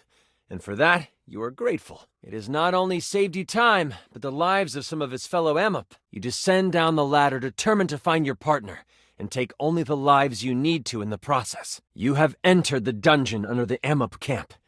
It smells like damp earth and wet fur. Nothing about the area feels safe. You move slowly down the corridor until you come upon a large open space. It's dark, with the flicker of a few torches in the far side of the wall providing a bit of light. In the middle of it sits a person. They are slumped over, looking tired and worn down. You can't see their face, but their hair. The hair looks like it belongs to your partner. You run to them to find them asleep. They look so peaceful sleeping there. You try to wake them up. You slowly proceed forward toward the person. Once you reach them, you swing around to find it is your partner, just asleep. You give them a subtle shake, hoping to wake them gently. Their eyes open and see you. It takes a moment to register, but then a smile slides across their face. You came for me. As they look at you, you notice their eyes shift to right above your head. The glee they had turns to pure terror. Look out! Before you can turn around, you are pushed aside by a giant hand. You can feel something huge behind you. You scramble on the ground, putting yourself between you and your partner. You look up to see a tiger-like Amop towering over you. Drool drips from its teeth, and its breath reeks of fish and blood. He smirks and says to you, "Ah, yes, the great warrior of the Sneakars, come to play hero once again." "No woo-woo. He means business." Before I continue, I should let you know, this is where I wrote like a monologue for him. It's silly, but it's what the big bad is supposed to do. Sure, no worries, Jerry. Do you mind if I do? Thanks. You're the best. Oh, yeah, sure. I'll just move these pages out of the way and jump right to the fight, I guess. The tiger Amop stomps his foot, and as if by magic, the rest of the torches in the walls erupt into flame. You know, I've always preferred to see my prey. You don't remember me, or should I say, you don't remember my father, do you? The confused look on your face tells him you don't. 10 years ago, during the fighting that caused the destruction of many Amop families, I was just a little one. We thought our village to the south was safe. The one Amop settlement you and your kind left alone. That was until you arrived. I'm sure you remember that day. I saw you enter the town gates from my window perch. You looked so damn proud of yourself. They say you came to broker a truce. But you didn't. You presented an ultimatum. Surrender, or you destroy our town. My father, he didn't like that. He told you so, to your face. My father stood up to you, and I watched proudly. And instead of listening to reason, you know what you did? Do you remember what you did? You reached your hand out and patted him on the head, telling him it was okay. The way my father's body relaxed, and his tail flicked back and forth in an unexcused moment of enjoyment. Utterly embarrassing. You embarrassed him. You embarrassed us. The whole town saw what happened. And my father was ridiculed until the day he died. Well, until the day he does die. He's still alive. But still, the ridicule keeps on coming. And I vowed on that day that I would get revenge for what you did to my father. And, your blood will be sweeter than cream. I shall destroy you and embarrass you in front of the one that you love. Warrior of the Sneakars, prepare to be vanquished. You knew where this was leading, so you had your axe at the ready. What do you want to do? The Amop can wait. None of this will matter if your partner dies in the attack. You scoop them up and run to the far side of the room. The booming of the tiger Amop's feet trail behind you. You place them against the far wall, telling them to stay put. Oh, my love, Kick his ass for me. Your partner quickly reaches into their shirt, producing an herb. They put it in your mouth. Chew!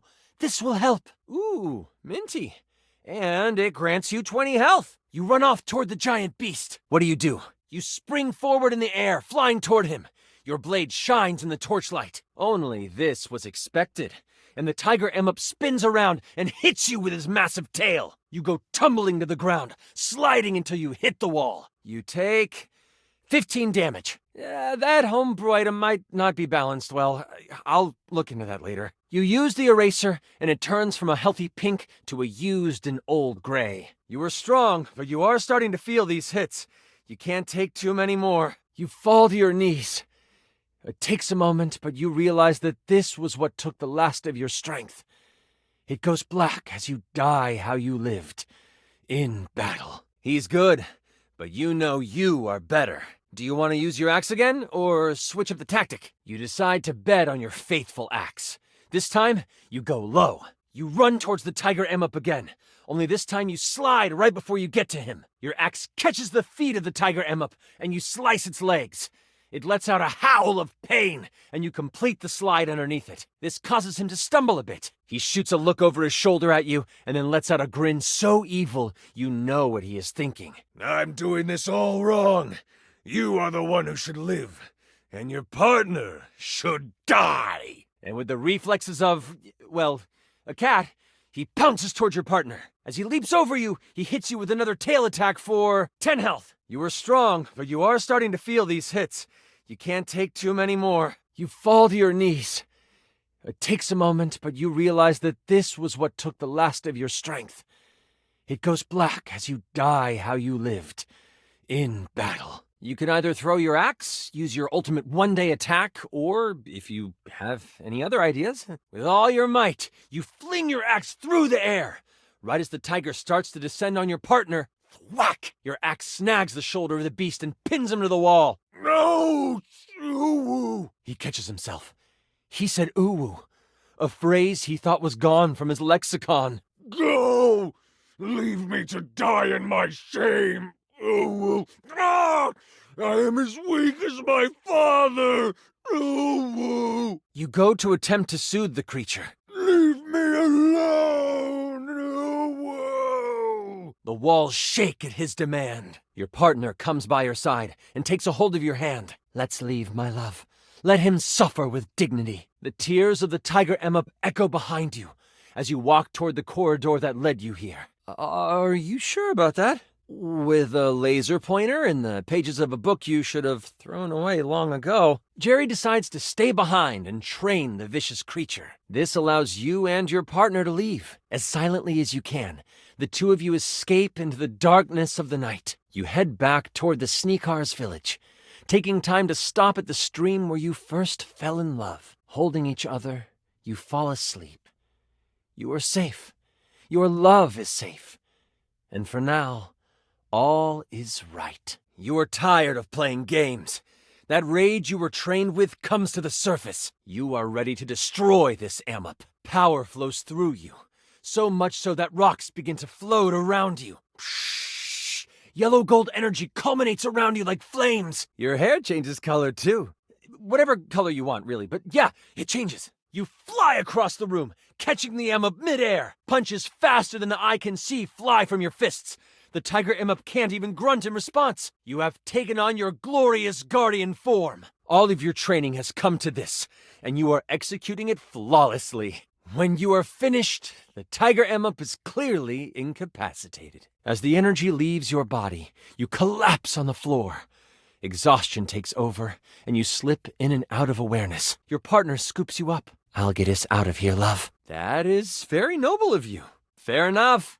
Jerry, your character finds their way to a staircase that leads up and out of the dungeon. You ascend the stairs toward your new destiny. As silently as you can, the two of you escape into the darkness of the night. You head back toward the Sneakars village, taking time to stop at the stream where you first fell in love. Holding each other, you fall asleep. You are safe. Your love is safe. And for now, all is right. Holy crit, really? That's... wow. You run towards your partner, racing the beasts as they fly through the air. You get there right in time to throw your hands up to shield your partner. Do you say anything to them? Wow. The tiger Amup comes down on you and... I rolled a crit. I'll roll for damage. Oh no, I'm so sorry. You take 135 damage. You crumple under the hands of your enemy. Before you close your eyes for the last time, you see your partner pick up your axe and prepare to fight. They will defend you.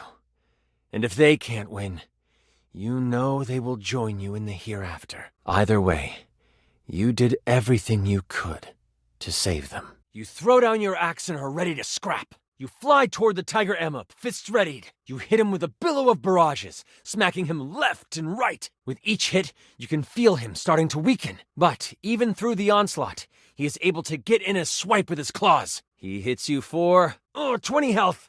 That one really stung. He might take you out at this rate. You fall to your knees.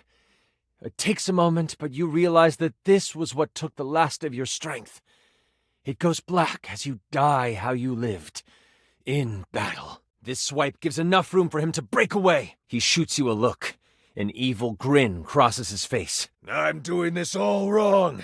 You are the one who should live, and your partner should die. And with the reflexes of, well, a cat, he pounces toward your partner. You can either throw your axe, use your ultimate one-a-day attack, or, if you have any other ideas, you think all this guy needs is a little bit of love. So you slide under him and scurry up his back. Once on top, you start petting, scratching behind the ears, patting his head. For a moment, he stops. You see his tail behind you flickering with delight. And, oh, what's that? Is that a purr you hear? Oh, it is. But this doesn't last long. Soon, you feel a searing pain as claws dig into your back. You let out a scream of agony as he throws you off. He hits you for 25 damage. That homebrew item might not be balanced well. I'll look into that later. You use the eraser, and it turns from a healthy pink to a used and old gray. You are strong, but you are starting to feel these hits. You can't take too many more. You fall to your knees. It takes a moment, but you realize that this was what took the last of your strength. It goes black as you die how you lived. In battle. How dare you try to manipulate me! I will destroy you! What do you do now? You have no regrets in your death. The ritual of your people released you of any of those binds. As you feel your spirit slip away, you can feel the souls of those who went before you. They welcome you. You now know it is not a matter of if, but when you will be reunited with your love. And for that, you can take peace. Phew! That was a ton of fun. I know it might not have ended with you completing the quest, but holy crit, you were awesome for a first-timer. The village welcomes you back with open arms and excitement. In the coming weeks, as you rebuild your village, you get an official notice of surrender from the Amup. You have reminded them that they should fear you, and, in turn, that you are not one to be messed with. This isn't the last time the great warrior of the Sneakars would have to raise their axe. But, for now, you can rest in knowing you have done what needed to be done. That was incredible! Phew! That was a ton of fun. I know it might not have ended with you completing the quest, but holy crit, you were awesome for a first-timer. My master of the mystics! You have appeared before me as you had promised. You trying to get some powerful spell by flirting, aren't you? It might work. Keyword might. I'm so glad you're here. I knew you wouldn't let me down. I rolled a crit on my insight check of you. Before we start, here's your character sheet. You will be playing the mystical enchanter by the name of Dewey Day Seamal, a hapless apprentice studying at the Arcana Mystica of the Bookshelf Bluffs. Looking at your character sheet, you will notice that you only have 40 health. Don't worry, it won't be that bad. You will see there are spell notches and schools of magic. No need to worry about that, really. I made it more for me. Since this is your first time, I'll walk you through what you can do when the time comes. Are you ready to start? I love it. It's gonna be great. We start our adventure in the study of your mentor, High Enchanter Melville.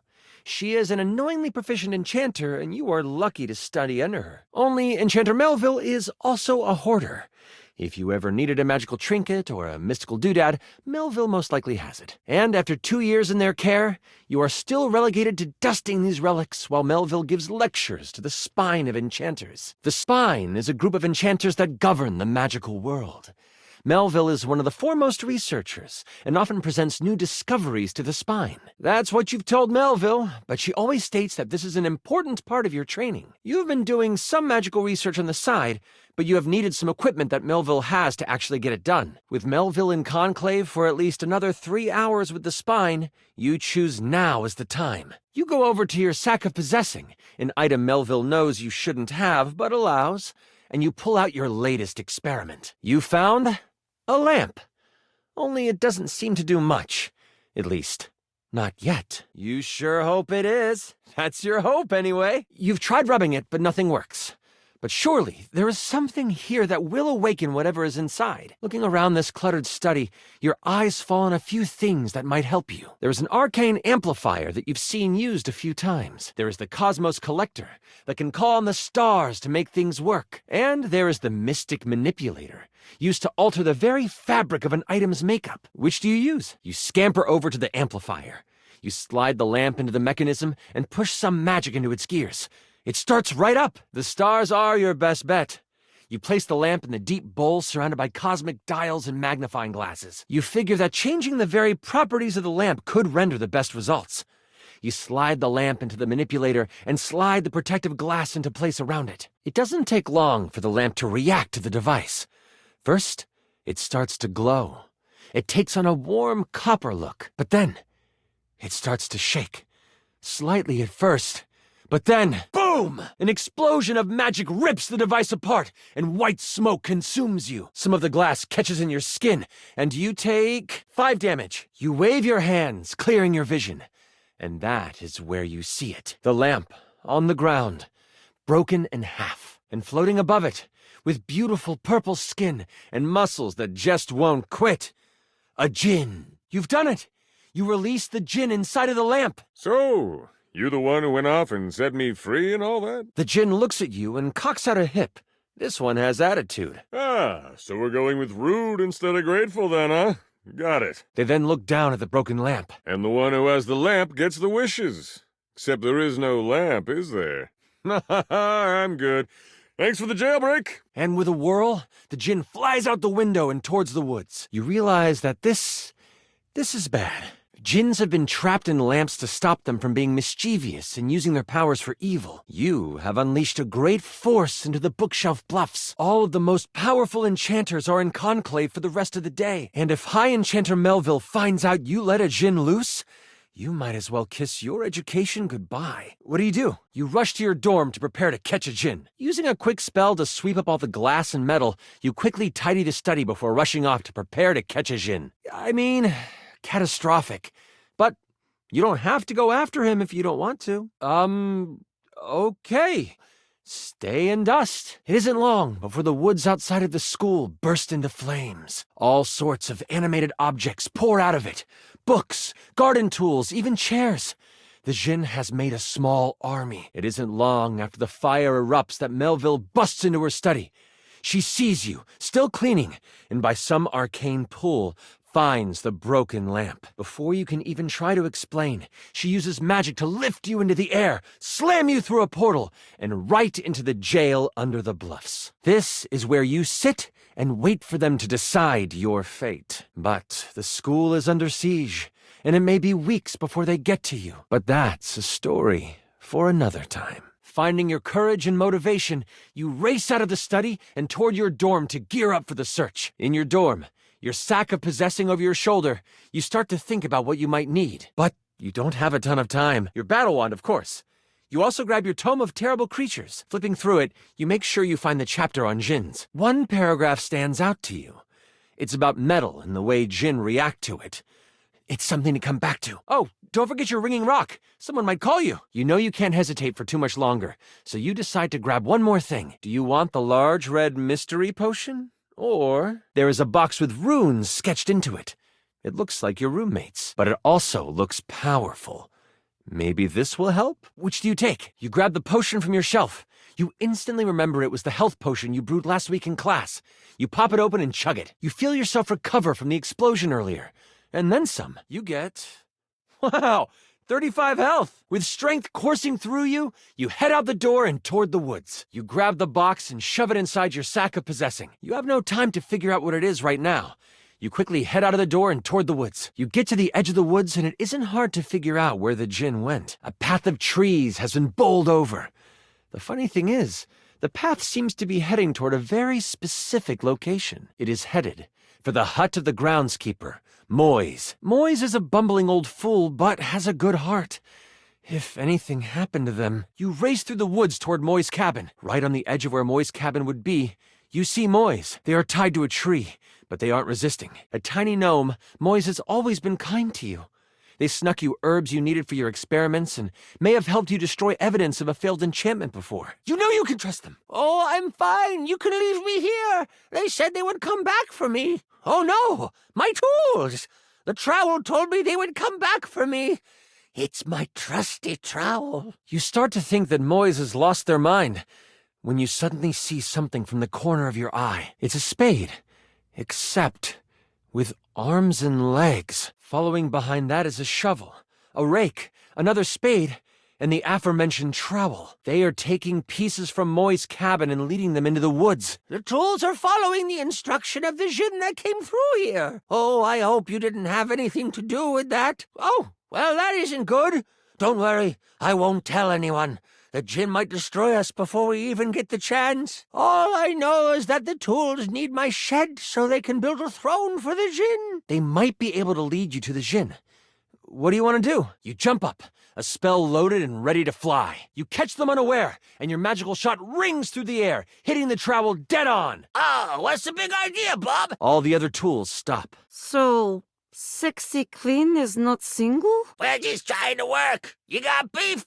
We can scrap. If you know what's good for you, you'll stop this nonsense. My buddy here, he'll rake you over the coals. And then this one will dig your grave. Don't get me started on this one. He has anger issues in spades. I try. Why, I oughta. That a threat coming from you? Huh? What do? You call forth another spell. They ready themselves. Oh, you done got messed up. Tools, attack! They all start to float in the air and fling themselves at you. You avoid most of them except the rake hits you hard. You take, 30 damage. That hit makes you wish your robes were padded. You can't get smacked around too much more. The djinn is the least of your worries as you pass out from the pain. You fall over. You stop breathing. Good thing you have just the spell up your sleeve. You summon lightning to your fingertips. It shoots out of you, hitting every tool at once, sending them crashing to the ground. They all groan from pain. All right. Gee, you're strong for a little wimp. What you want, kid? The trowel walks over to you and points down a path. Keep going that way. You'll get to the glen in the middle of the forest. Can't miss it. The trowel turns to the other tools and says, All right, folks, let's pack it in.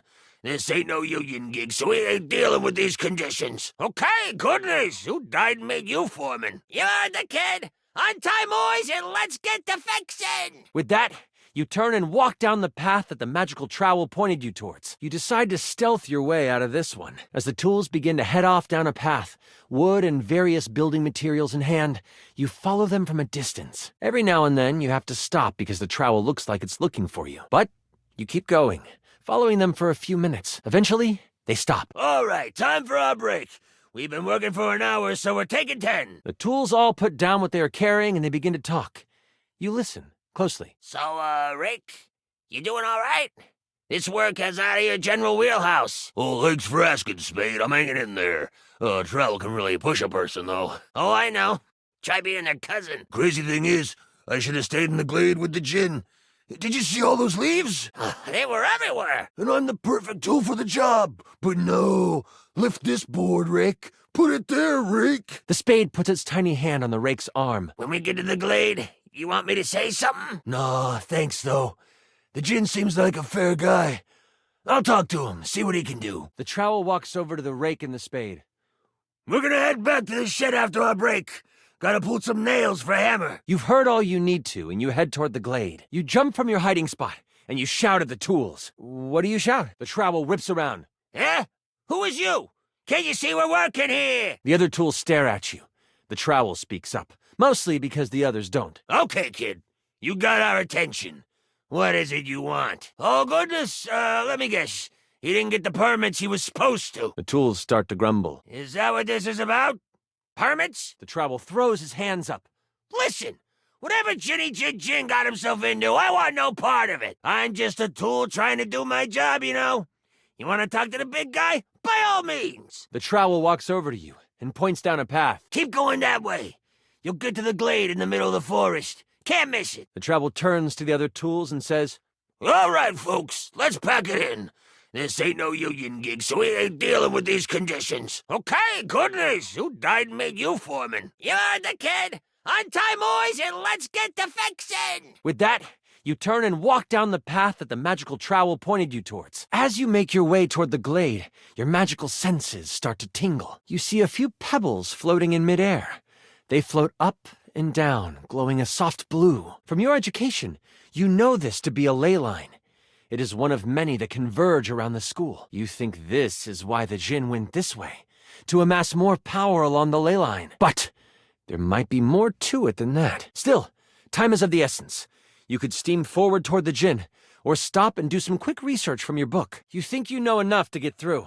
You power ahead. You take a moment to sit down and crack open the book you brought with you. Flipping to the back of the book to find a ley line in the index, you quickly find your page. It says that while they were great sources of power, they can also be a great source of healing. You find a ritual of rejuvenation and you partake. You have gained an additional 15 health. Nothing else in the book really helps you, but at least you feel more prepared for what is to come. With your sack on your shoulder and your wand at the ready, you venture toward the glade. You travel for another 10 to 15 minutes.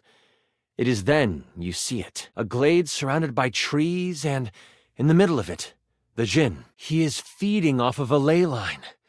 Behind him is a half-constructed throne. As you contemplate what to do, you hear a magical tone. You search for where it is coming from. Oh, your ringing rock! You quickly search your sack for the ringing rock and answer it in hushed tones. Oh, there you are. Where are you right now? That voice is one you would never forget. High Enchanter Melville is on the other end. I've come looking for you. I need you to help me in the lecture hall. We made a bit of a mess. You weren't in the study, so I figured you are done with your chores. Why does it sound like you are outside? Is that a ley line I hear? You know that Melville isn't the biggest fan of lying. You have a choice to make. Do you come clean? Or do you hide the truth from your mentor? Well, all right. Whatever you are doing, make it snappy. We can't let everything stick to the floors for too long. She hangs up the ringing rock. That's one crisis averted, you hope. And now, to take on the Djinn. You what? The ringing rock gets so hot you can barely hold it. And let me guess. You're off trying to capture it on your own, aren't you? You hear her signature mumbles along with some choice words rolled in there. All right. Listen closely. You need to bind this stupid thing. If you do exactly as I say, you should be fine. Mess it up, and you will be blown to bits. Got it? You listen closely, taking every action to memory, and even repeating it back to Melville. First, circle the area with soil from where you stand. Then, begin an ice spell, only touch it to the ground. Lastly, recite the haiku of holding. You should know it from class. I'm on my way to you, but you must do this first. Hold tight. I'll be there soon. And don't expect to get off easy. The ringing rock disconnects. She hung up on you. None of that matters now. You have to complete exactly what she says. Right as you begin your action, the Djinn spins around toward you. Cha! Nice try, mini magic dude. You think you can get one over on me? You step into the glade. The Djinn floats over to you. You've got some nerve following me here. You really want that wish, don't you? Psh, that's too bad. I ain't doing none of that. and you can't make me. Before you can reply, he flings a spell at you, hitting you right in the chest. He hits you for 10 health. That hit makes you wish your robes were padded. You can't get smacked around too much more. The djinn is the least of your worries as you pass out from the pain. You fall over. You stop breathing. You quickly summon your power and throw an arcane bolt at him. It connects, but it doesn't seem to bother him. Oh, that tickles. That didn't do much. Maybe there's something else you could do? Are you sure about that? Okay. You throw a fireball at him. You start to follow the steps set out by Melville. The first thing you do is you find salt inside your sack and begin the circle. You grab a pile of soil in your hand and, staying tucked in the trees, complete your circle. You start to pick up leaves, trying to get as close to the glade without being seen. The next step was to start what kind of spell? The bitter cold pulses through your finger. You touch the dirt and hear it snap together. Water pours from your fingers, turning some of the dirt into mud. You try to pick up more dirt. Flame erupts from your fingers. You touch the ground, but the dirt snuffs it out.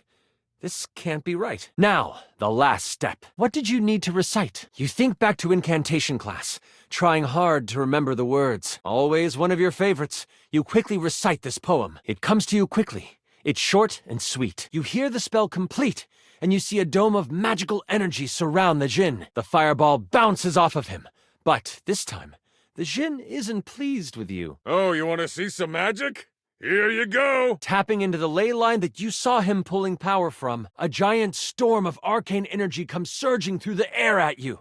It hits you full on. Your body can't take it since he is tapped into the ley line you saw him draining. You are ripped apart in a spectacular show of magical sparks. And you die. What do you want to say to him? You really want that wish, don't you? Sheesh.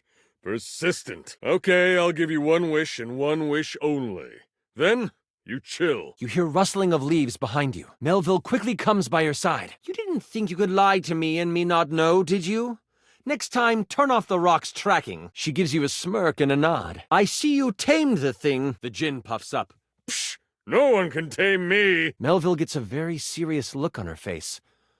We'll see about that. Stepping toward the djinn, Melville holds something in her hand. It's a lamp! Not just any lamp.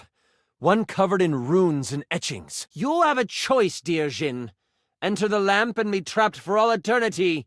Or join me. Melville speaks to you without taking an eye off the djinn. With the djinn by my side, I would be the most powerful enchanter there ever was.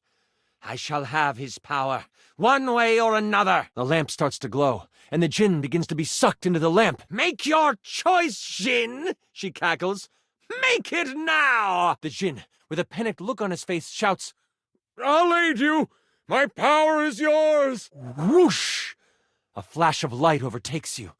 You can't see, but you can hear energy most intense flying around. Before you floats Melville. But she is huge. The djinn has fused with her, and she lets out an evil laugh.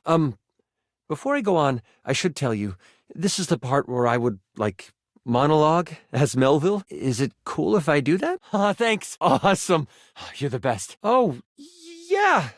Totally. It's no big deal. I'll just throw this page away. Straight to the fight, then. Melville lowers down onto the ley line, seeming to sniff the air that radiates with power. I know you can sense it. The power this place holds. These grounds hold a wealth of energy. Energy that could have us enchanters rule the entire world. Mold it into our image. Could you imagine if every place was as ideal as Bookshelf Bluff? A place where learning was the only goal? It would be glorious, wouldn't it? If only we could make that happen. Oops! We can! The thing is, we've always been able to. But the idiots of the spine want to make sure we use our magic for good. What good? The world is full of evil all around us. From the shoelace shores to Cantalopia, evil is everywhere. But we can make it ideal. I can now make it ideal. What I will do will not be found in books. It will not be found in scrolls. The world will learn the peace we have found here, and I will force them to. There is only one problem to clean up first. You. You know my plan, and you could stop me. I can't have that now, can I? Oh, what a pity. It seems I must finish you now. Melville begins to float again. Sling your spells if you want. At least you will die knowing you tried to stop me. Melville flies at you, a spell spinning in the palm of her hand. Only she hasn't quite got used to her new body and powers. The spell goes wild and crashes into a tree. The tree bursts apart, giant splinters flying everywhere. One hits Melville directly in the arm. She rears back, a pained wince on her face as she pulls out the large piece of wood. This gives you time to react. You are panicked and aren't sure what to do. You summon a fire spell, slinging it across the glen towards Melville. It is like her skin absorbs it. You get off a lightning and water spell too. Nothing. Someone forgot what they've learned. Melville fires off a spell of pure force at you. It hits you hard in the stomach for 15 damage. That hit makes you wish your robes were padded. You can't get smacked around too much more. Melville's power proves too much for you. You fall over. You stop breathing. The forest is your final resting place. Nothing seems to work.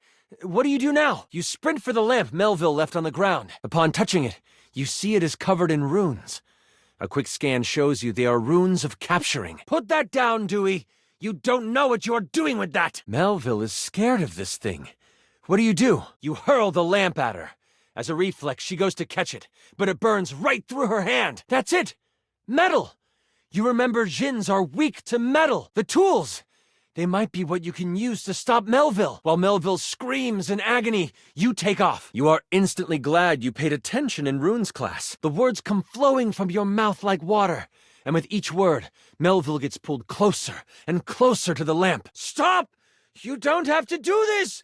I won't kill you right now! It is obvious she has never known humility. As she gets pulled in toward the lamp, you hear a voice next to you. Well, ain't that something? You look away from Melville for a moment, and you see Moise and the tools appear beside you. The trowel groans. You destroyed all the works we done did! This distraction, though momentary, makes you slip on the pronunciation of the rune Slimfumplach. That's a hard one anyway. Melville uses this opening to fling a spell at you. It makes contact, hitting you for 15 health. That hit makes you wish your robes were padded. You can't get smacked around too much more. Melville's power proves too much for you. You fall over. You stop breathing. The forest is your final resting place. As you are hit, the lamp flies out of your hand, and Melville goes to catch it. Only, it burns through her hand. The memory of the tome comes back to you. Good thing you have metal tools right next to you. I don't know about that, Trowel protests. Moise picks him up and hands him to you. Here you go. He's mouthy, but does good work. You lift the trowel like a magical focus. A grayish-silver orb of pure metal collects at the tip of the trowel. This is kinda awesome, Trowel yells, and you unleash it toward Melville.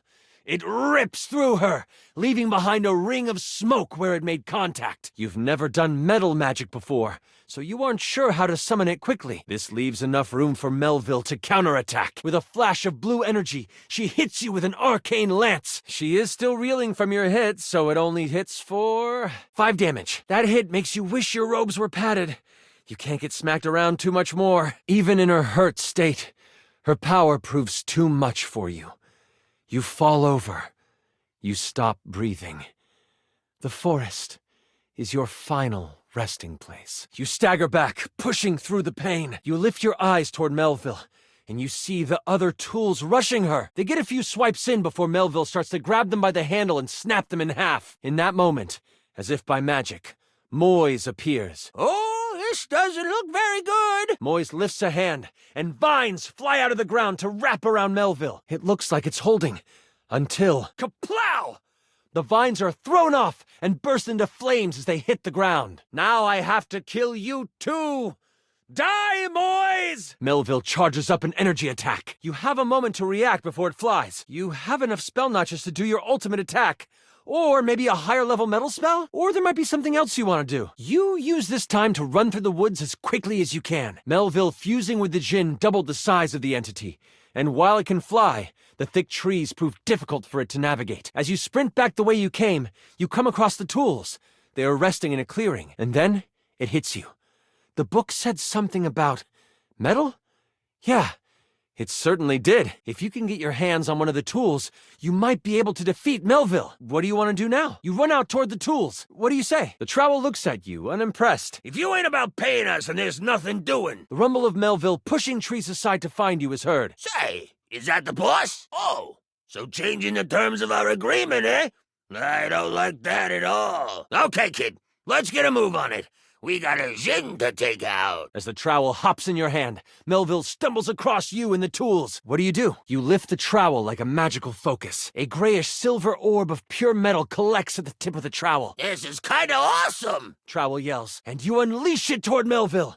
It rips through her, leaving behind a ring of smoke where it made contact. You've never done metal magic before, so you aren't sure how to summon it quickly. This leaves enough room for Melville to counterattack. With a flash of blue energy, she hits you with an arcane lance. She is still reeling from your hit, so it only hits for 10 damage. That hit makes you wish your robes were padded. You can't get smacked around too much more. Even in her hurt state, her power proves too much for you.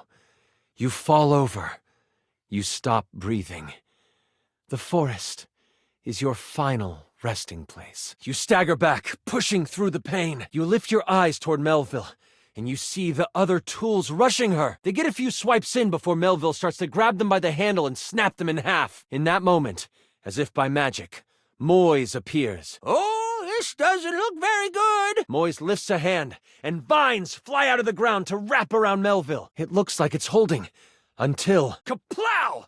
The vines are thrown off and burst into flames as they hit the ground. Now I have to kill you too! Die, Moise! Melville charges up an energy attack. You have a moment to react before it flies. You have enough spell notches to do your ultimate attack. Or maybe a higher level metal spell? Or there might be something else you want to do. You remember a summoning spell.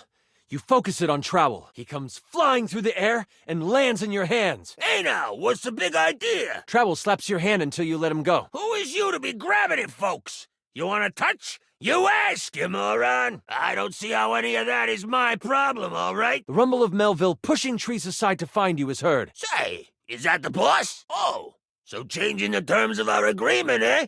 I don't like that at all. Okay, kid, let's get a move on it.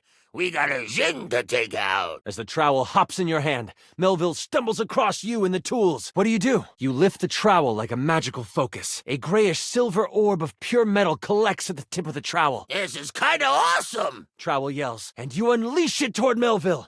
It rips through her, leaving behind a ring of smoke where it made contact. You've never done metal magic before, so you aren't sure how to summon it quickly. This leaves enough room for Melville to counterattack. With a flash of blue energy, she hits you with an arcane lance. She is still reeling from your hit, so it only hits for 10 damage. That hit makes you wish your robes were padded. You can't get smacked around too much more. Even in her hurt state, her power proves too much for you. You fall over. You stop breathing. The forest is your final resting place. You stagger back, pushing through the pain. You lift your eyes toward Melville, and you see the other tools rushing her. They get a few swipes in before Melville starts to grab them by the handle and snap them in half. In that moment, as if by magic, Moise appears. Oh, this doesn't look very good. Moise lifts a hand, and vines fly out of the ground to wrap around Melville. It looks like it's holding, until kaplow! The vines are thrown off and burst into flames as they hit the ground. Now I have to kill you too! Die, Moise! Melville charges up an energy attack. You have a moment to react before it flies. You have enough spell notches to do your ultimate attack. Or maybe a higher level metal spell? Or there might be something else you want to do. You sense something. A pulsing of pure energy. It's the ley line from before. Scanning quickly to find it, you sprint for it, running past Moise and drawing the attention of Melville. As soon as you reach it, you shove Trowel into the ground, breaking open the earth further. In an instant, you are transformed. Your whole body glows with arcane power, and you feel your full magical potential unlocked. Melville unleashes another arcane lance on you, only this time, you absorb it. It makes you stronger. Wait! Calm down! Remember, you are my apprentice! We can rule the world together! But you have heard enough of her. With your hand pointed at the ground, you call forth the very metallic minerals of the dirt. They quickly form a giant harpoon of metal, and as you unleash your ultimate attack, Arcane Eradication, you feel your power drain from the ley line. But that's okay. Why? Because your attack strikes true. The giant spike slams her against a tree, pinning her to it. Melville cries out, the spear of metal crackling and sizzling as it works through her. If I could, I would flunk you! But she can't. Slowly, her body melts into a pile of arcane goo. It seeps into the ground, joining the bubbling magic that lies under the surface on the ley line. You have cleaned up your mess. As you run back to campus, you mentally call dibs on all of her cool stuff. You simply need time to pull enough metal into a good attack. Trowel senses what you were trying to do. Keep fighting, guys! Show them what tools are made of! Motivated by Trowel's words, the tools themselves seem to rally. The broken pieces start to magically form new metal objects, like a movie where a rodent plays with magical cleaning supplies. There are now 2 of each tool. They are ready to fight. Melville lets out an unamused laugh. That is, until the twin rake starts scratching at her. The spade starts slamming against her stomach. And over the tools begin their offensive push. This is the time you and Trowel need. You focus on the garden tool, pushing until you are mentally connected with it. You feel tiny hands wrap around yours. Moise hangs on by the handle, feet dangling because they are so short, but you feel them pushing magical energy into the attack as well. Oh yeah! Oh yeah! Let's go! Trowel is hype and shaking with power. You feel metal coming to the tip of the instrument. It's time. With a giant release of energy, you let it fly! You can hear the impact of the attack. Melville cries out, the sphere of metal crackling and sizzling as it works through her. If I could, I would flunk you! But she can't. Slowly, her body melts into a pile of arcane goo. It seeps into the ground, joining the bubbling magic that lies under the surface on the ley line. You have cleaned up your mess. As you run back to campus, you mentally call dibs on all of her cool stuff. As you perish, your last thought isn't about the djinn or about school. Rather, it is about the people who may suffer because of your choice to tamper with the lamp. You know that there are more powerful enchanters than you, and you only wish you could help fix the problem you made. And with that pure of heart desire, you feel yourself become one with the magic of the world. You are pure energy, racing across ley lines and moving through magical focuses faster than you can fully understand. And with this, you know that you will be able to help bring down the djinn in some way, because you are now one with the forces that can change the world. That brings you peace. And that's all you could ask for anyway. You fought and defeated an evil djinn. With your mentor gone, you are unsure of what your future at the school holds. As you walk back to campus, exhausted and excited about the many tools and trinkets in Melville's office you can claim, you wonder if your days here are numbered. But as you walk towards the main doors of the school, you see a member of the spine waiting for you. Moise, by some magic they will never reveal, has beat you there and stands beside the high enchanter Jefferson. I hear you took on a djinn and won, and you used metal magic. That, my child, is a rare deed. You have accomplished more than you know. We in the spine hereby declare your tuition free. You may study under any enchanter you choose. The hero of Bookshelf Bluff must be trained up, for you have the makings of the most powerful enchanter to ever live. We shall foster your potential. And with those words, a smile appears on your face. This is not the last time the hero of Bookshelf Bluff will be asked to sling a spell for the protection of the school, but that's another story. Oh, well, Crit, you step in front of Moise before Melville can unleash her attack. What are you doing, kid? You release your hold on the trowel, letting him tumble to the ground. That is all you have time for before Melville hurtles the attack at you. She hits you for... Oh no. I rolled a crit. That means she hits you for 93 damage. I'm so sorry. You feel the magic hit your chest, and in that moment, you are known by everything in the universe that ever was or ever will be. The bright light from the attack doesn't burn out.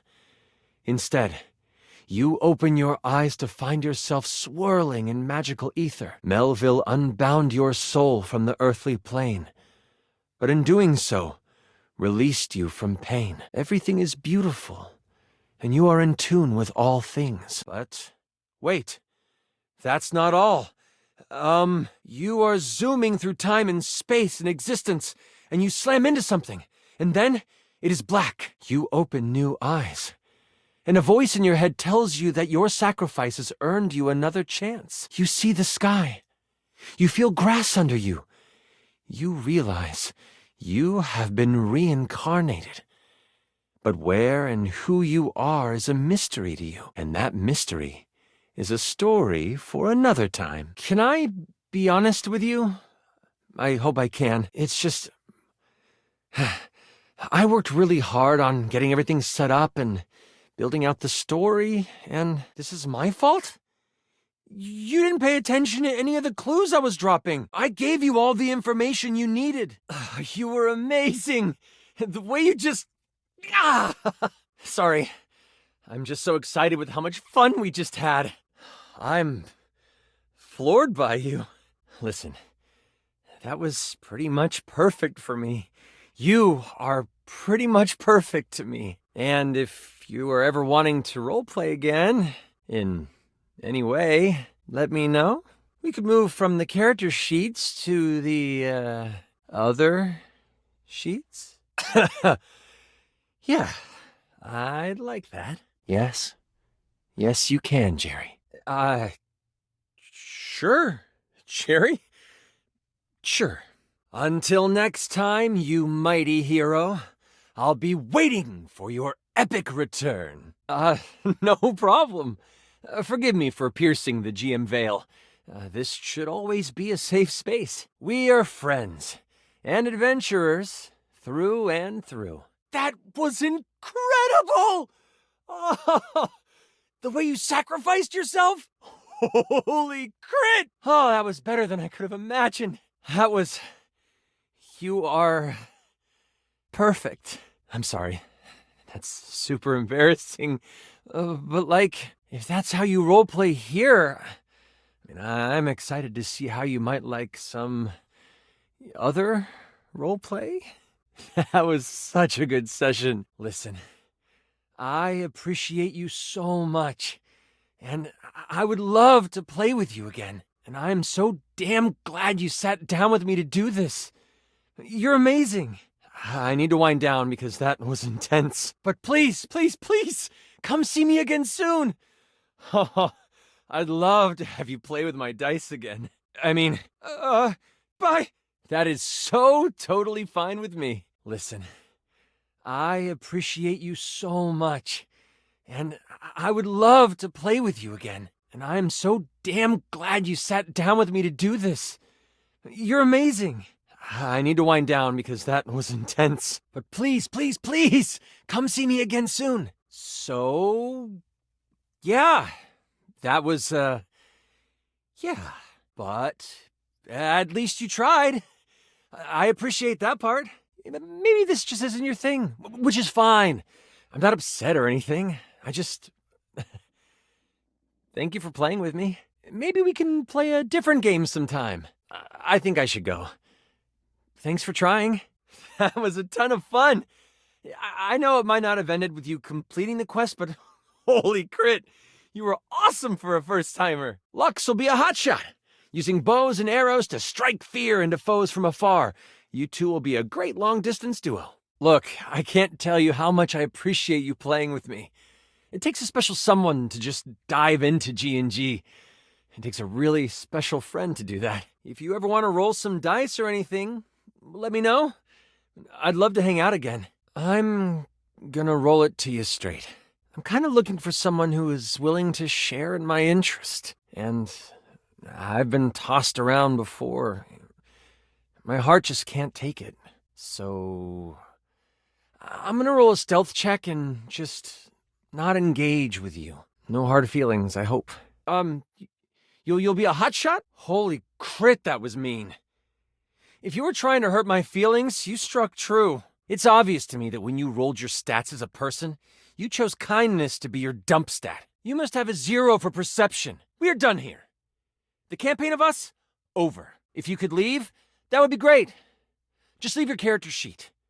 You won't need it again. Right, a hotshot. You shoot arrows. Holy crit, you look fantastic today. I've been thinking about you. Maybe we can get into some fun later?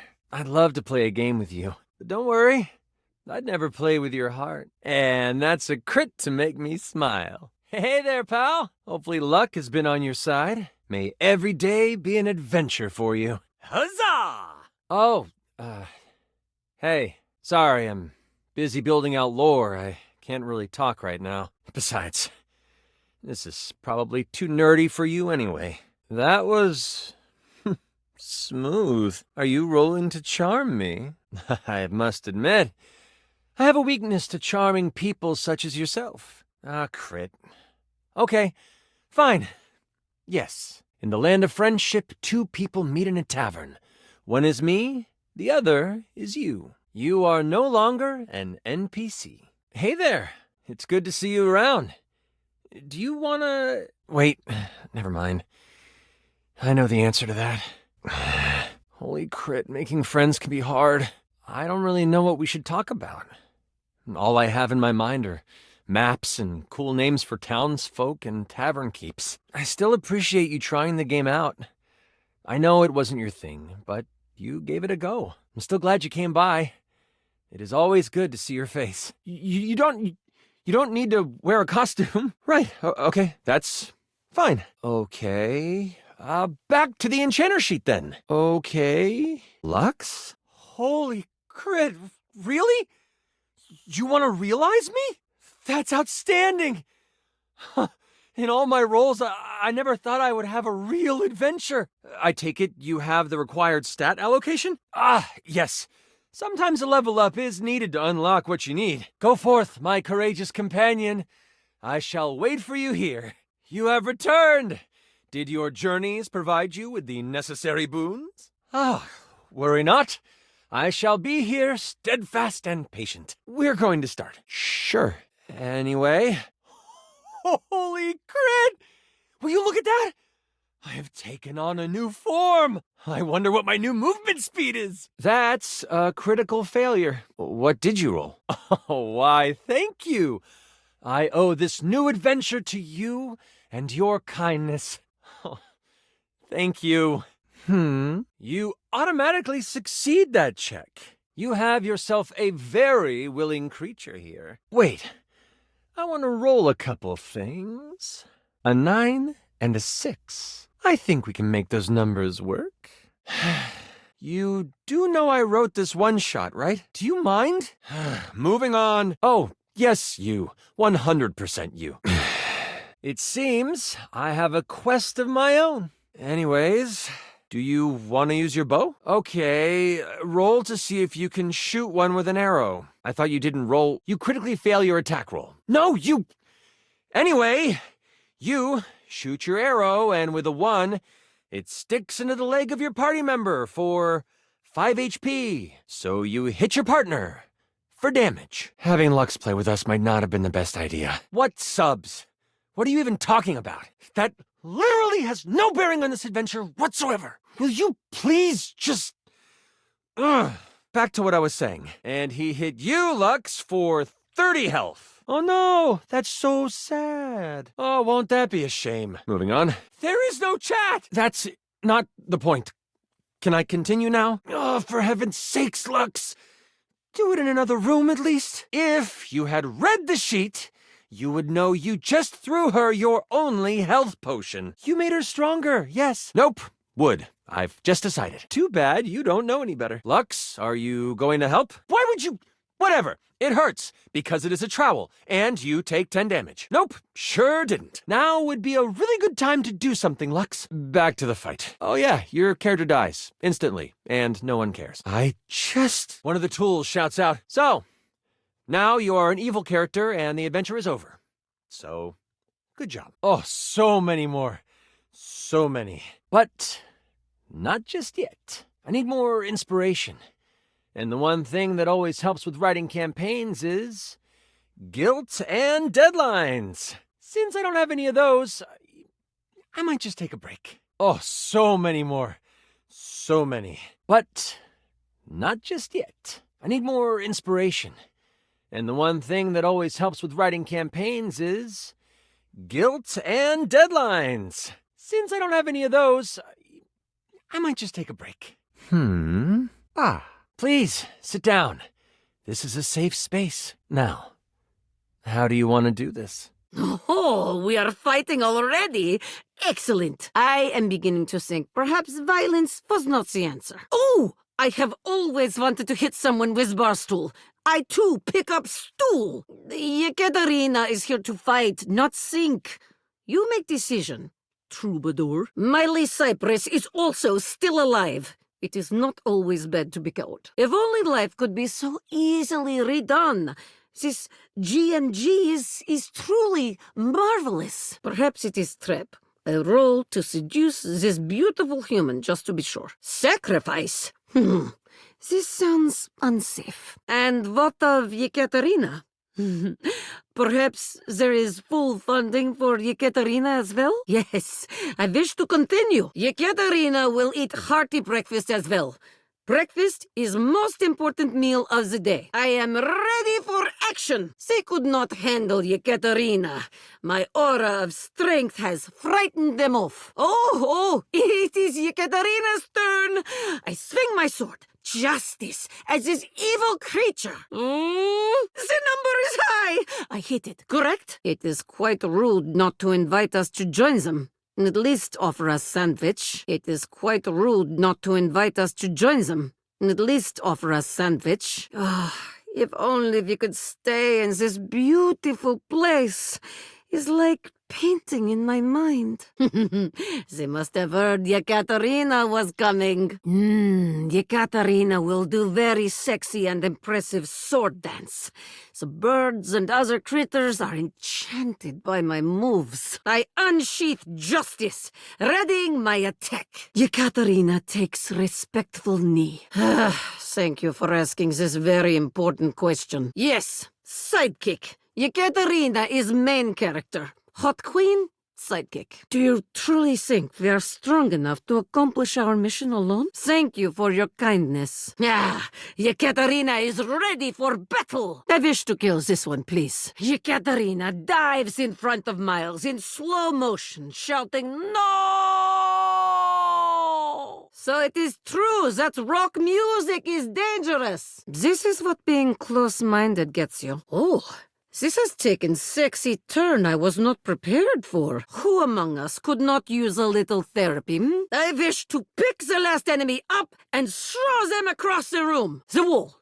If it is possible to throw them through the wall, I will do that. So it is true that rock music is dangerous. Even fictional lies can be harmful indeed. Ha! Fool! Wow! Perhaps you have saved the marriage today. We must hurry after her. I will remove whatever weapons they hold. That way, they are useless once they awaken. Yekaterina unsheaths justice, raising it above the hardy one's head. Thank you. I will bring it down on the guard with all my strength. I hope Sexy Queen is impressed by Yekaterina's murder. I cover my ears. Yekaterina cannot afford to fall in love. Ooh, a twist! How exciting. She should be more careful. Blocking the exit is fire hazard. So, Sexy Queen is not single? Chance! Let's start your next campaign. I will distract the king by fighting him. Do what you must. I will get him into position. I will slash at him as well, while he is stunned. And he is still alive? What shall we do next? You would martyr yourself. Oh, Yekaterina is touched by your noble sacrifice. Yekaterina will make sure Sexy Queen builds statue of you. Perhaps we will be married in Miles Cypress Memorial Garden. I hold my sword like baseball bat, ready to swing at him. Blin, I was ready to hit home run. Oh, whatever you choose, Yekaterina will help. I will not allow you to fall here. I let out my war cry of healing. I do not wish to take any chances. Endgame feels like it is almost over. War cry of healing! 35 health. Can I reach them in time? I do not. It looks like it is up to you, Miles. Yekaterina cannot help you. Yekaterina is too strong and sexy to die here. But you will, evildoer. We must combine our efforts. I swing my blade, forcing him to back away from you. This should give you time to recover. Thank you for running this beautiful game for us, Chance. Yekaterina will live on in my mind. Yekaterina will sing the troubadour song for the rest of her life. Oh. Yekaterina will sing in G&G heaven, then. Thank you for running this beautiful game for us, Chance. Yekaterina will live on in my mind. I am ready to perform feats of strength with my imagination. Do not worry, my friend. Dasha's brain muscles are just as strong as real muscles. You are sure to succeed in your ventures with Guardian Yekaterina Dmitrievna Petrova at your side. I use detect evildoers to find any villains nearby. Ooh, I am ready to grotto and gargoyle. Your music is decent. Very good. I am seated at bar, enjoying delicious ale and meats, and also cheeses. Hello, I'm excited to play with you. I hear there's loot in this game. Oh, cheese and crackers, don't ask me. I'm so bad with decisions. Here's a rubber band. That always helps me out when I'm feeling nervous. You can eat it. Oh, I didn't know I was traveling with a wanted person. Oh, there's an old love poem you wrote once in my drawer here. I'll find it later. And I can help. Surely my sundries will come in handy. Oh, well, that's kind of nice and peaceful. I can help. I have a tape measure around here somewhere. You have me and my concoctions at your aid as well. This nip stuff sounds like it could give us an upper hand. I'll distract one of them with my laser pointer. How convenient. I use my laser pointer. I swing wildly, hoping to cause confusion. Well, isn't that great? I use my laser pointer. I swing wildly, hoping to cause confusion. Well, isn't that great? I swing my laser pointer around like a rave, celebrating your power. Oops. Sorry. Ooh, that looked like it hurt. I will use my slinky. I yell at it, holding up a thumbtack. You want some of this? Brandishing a highlighter cap, I yell, come get some. I pull out my laser pointer, ready to distract them if they start looking around for their friend here. Oh, precious. Simply precious. That was beautiful. Wait. I scoop up some of the mud from the riverbed and create a mud mask. Just a moment to pamper yourself. Let's see. Oh, cheese and crackers. Only 5 HP. Sorry it isn't more. It might not be the best idea. I can only heal so much. I don't have anything to help you out that much. I lift my letter opener, ready to strike. I'm down. That was a close one. Do I find any loot on the path? I pocket them. I take them all and I'll sort them in my beautiful little gorgeous pack. I pull out my eraser and cast delete damage, negating all the damage that would have happened. I will use my ballpoint pen and cast glide. This creates a smooth surface, increasing the movement and attack speed by double. This is so cool! I've got this one. I take out a paperclip shaped like a boomerang. I throw it at the amup using my improvised weapon feat. I catch the boomer clip on its return and say, never throw away good office supplies. Do we trust that little cat person? Smart idea. If you say so. Oh, wow! That's awesome! I knew we were going the right way. I have a promotional light-up keychain in here somewhere. Ah, here it is! Bing! Phew, you are together again. Now let's get out of here. Ooh, can I have the script when you're done? Score! You get them out of the way.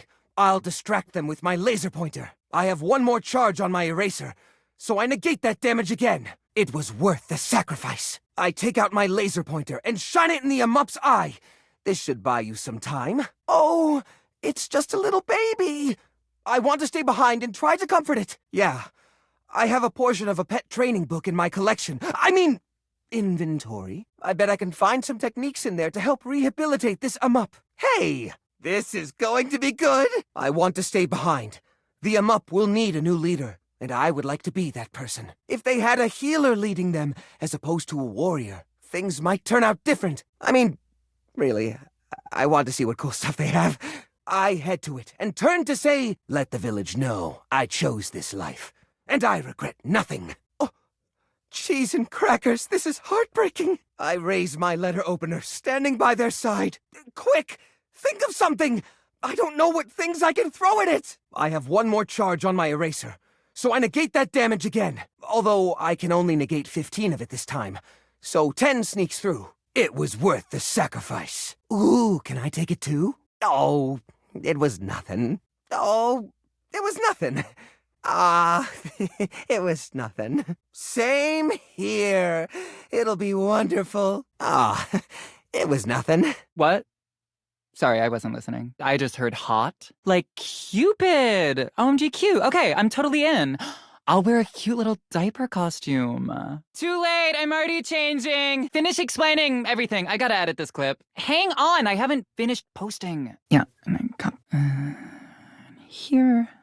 Do you like this filter or this one? Except for me, I'm famous. OMG, I love this game already. Continue. I found the lamp because light and lamps and glowing. But yeah, I'll let you have it, so you're welcome. I roll to avoid the damage. What does a 1 mean? Okay, well, I just asked because I didn't roll 1. The number that avoids damage to my freshly applied makeup. Oh my god, can I just say that this is, like, terrible writing? Like, whoever wrote this did, like, a terrible job. No offense. Oh. Wait, really? Oh. Wow. Okay. Yeah. And I was totally joking because it's so creative and original. Wow. Relax. I am just trying to give you a compliment. I run too, but like so fast and with so much prancing. I'm basically like frolicking in the woods, but sexually. Yes, Cinderella, get that dusting, girl. Oh, ooh, not me, though, because I show her my hot grill summer makeup tutorial video, and she is, what? Stunned by the view count. OMG, that was such a dimmy move. Everyone knows potions are bad for you. Don't worry about me or whatever. I'm on a cleanse anyway. I set up a drop shipping store for the gnome, leveraging my brand. And because of my incredible popularity, I offer him a 98.2% distribution split. I call it Zodiac Herbs for Astrological Abundance. And we make a ton of money. Hang on, wait, nobody would ever actually do that. That is, like, totally unbelievable. Yes, bitch, deny, deny, deny. I want to shoot one with an arrow or thumbs down or something. OMG, actually, no, let me block and report him. Oh, I got a 1, again. I mean, for the first time. So, like, I'm number 1, clearly. No, I'm re-rolling, hang on. Now, how about all you out there hit that like and subscribe button? Ew, gross. You shouldn't have let that happen, honestly. That's it. We find out where to go by listening? Don't be surprised if you lose subs over this writing. You better say something sassy and provocative. That's what the algorithm likes. I see how much boob I can show without triggering a flagged account. I walk in front, so everyone can see me better. Books are like sexy boob covers. I use them when I want to look like a librarian. What do I get? Can I have some additional likes? I feel like my ritual of foot pics should give me something, right? Oh, I get it. The rock is like a phone. And after you're done with it, let me have it for a bit. Then we'll be able to get some real powers. We all know what the answer is here. I just want to go on the record saying that I had nothing to do with this. Oh my god, your Jin voice is so delightfully generic. That's like not a great look for you. Seriously? Oh, I'm almost dead. Your stream numbers will tank after I die. My Luxies will not watch you anymore. I saw this trending. It's a circle of salt or something. Fire. It's Leo season, and that is a fire sign. This is a weird, hard magic system. I don't like it. Do you, chat? Ooh, this is full ick. My character is running away gracefully. So good luck with the gin. Yeah, because we want to lose subscribers, right? Let's keep it boring. The ringing rock has tracking now. Ooh, that's good for location tags. Yes. Yeah, totally. I'm gonna monologue too. Fine. I have a potion in my inventory. I bet it's acid. I throw it at her. Ooh, so I made her stronger? Wish I could help. Give Melville the 15% discount on the Luxe Ultralight Airplane Pillow! My arrows are metal. If I didn't know better, I would say that you don't like me playing with you. I hide behind a tree and film the encounter, commenting as I do. Someone has to live to upload the tale. I'll be back here. But I am running faster than you, and more gracefully, and seductively, and inspiringly. You take one of the tools, Avi. They don't get a choice, and you press the heart icon next to where it says Lux. Whatever doesn't kill you makes you weaker. Shut up, you tool. We've got people to save. And then I slap the trowel. You didn't even roll for that damage. See? If you just hid like my character is, they're hiding, by the way, you wouldn't get hit. You're right. Hey, chat. If you don't already follow me on all platforms, my info is in the show notes. And don't forget to check out my new podcast, Brighten Up with Lux, in which we discuss the most controversial topics out there. What about me? Except that they do. They do care. They care dangerously much. You know, the way that an online mob cares about things. And I went on to be the most famous, sexy, popular, sexy, smart, popular lamp in Bookshelf Bluff. Right? Perfect, thank you. I step in front of you and strike a hot, mysterious pose. And then I get somewhere safe and out of the way. I bet he's making this up on the fly. Way to leave me to clean up your mess. Which I am not going to do. My character bows down and becomes a servant of Melville. But I got like 480 new followers.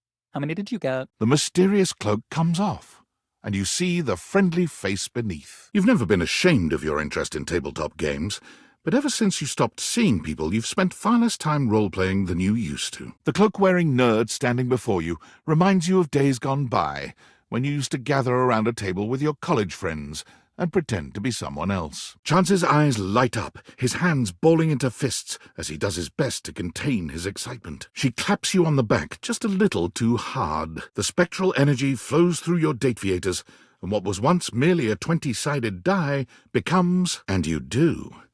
As you would imagine, Chance is ready to go with any roleplay you might fancy. And the voices... oh, the voices. Chance vowed to keep the love of G&G alive, and he went out LFG. Upon entering human society, he noticed something peculiar. There were children who did not know the joy of creating worlds and working out the complexities of life through play. Chance quickly enrolled in classes for psychology, literature, and creative writing, building up his stats with one mission in mind. After graduating with a few certifications, he opened up his table again to those who seek adventure. Except this time, he used the game of G&G to help those who have experienced hardship process and grow from their experiences. He went on to create the largest tabletop therapy clinic in the city. Many entered his doors, and all left feeling a little lighter, a little braver. There were adults who were stuck in their own misfortunes, but didn't have the tools of imagination to work through them, and just a bit more critical. Criffel, baby. No saving throws here. Criffel, baby. No saving throws here. Starting with the D20, huh? Don't worry, I've got a saving throw system built in just in case. Here's hoping this works.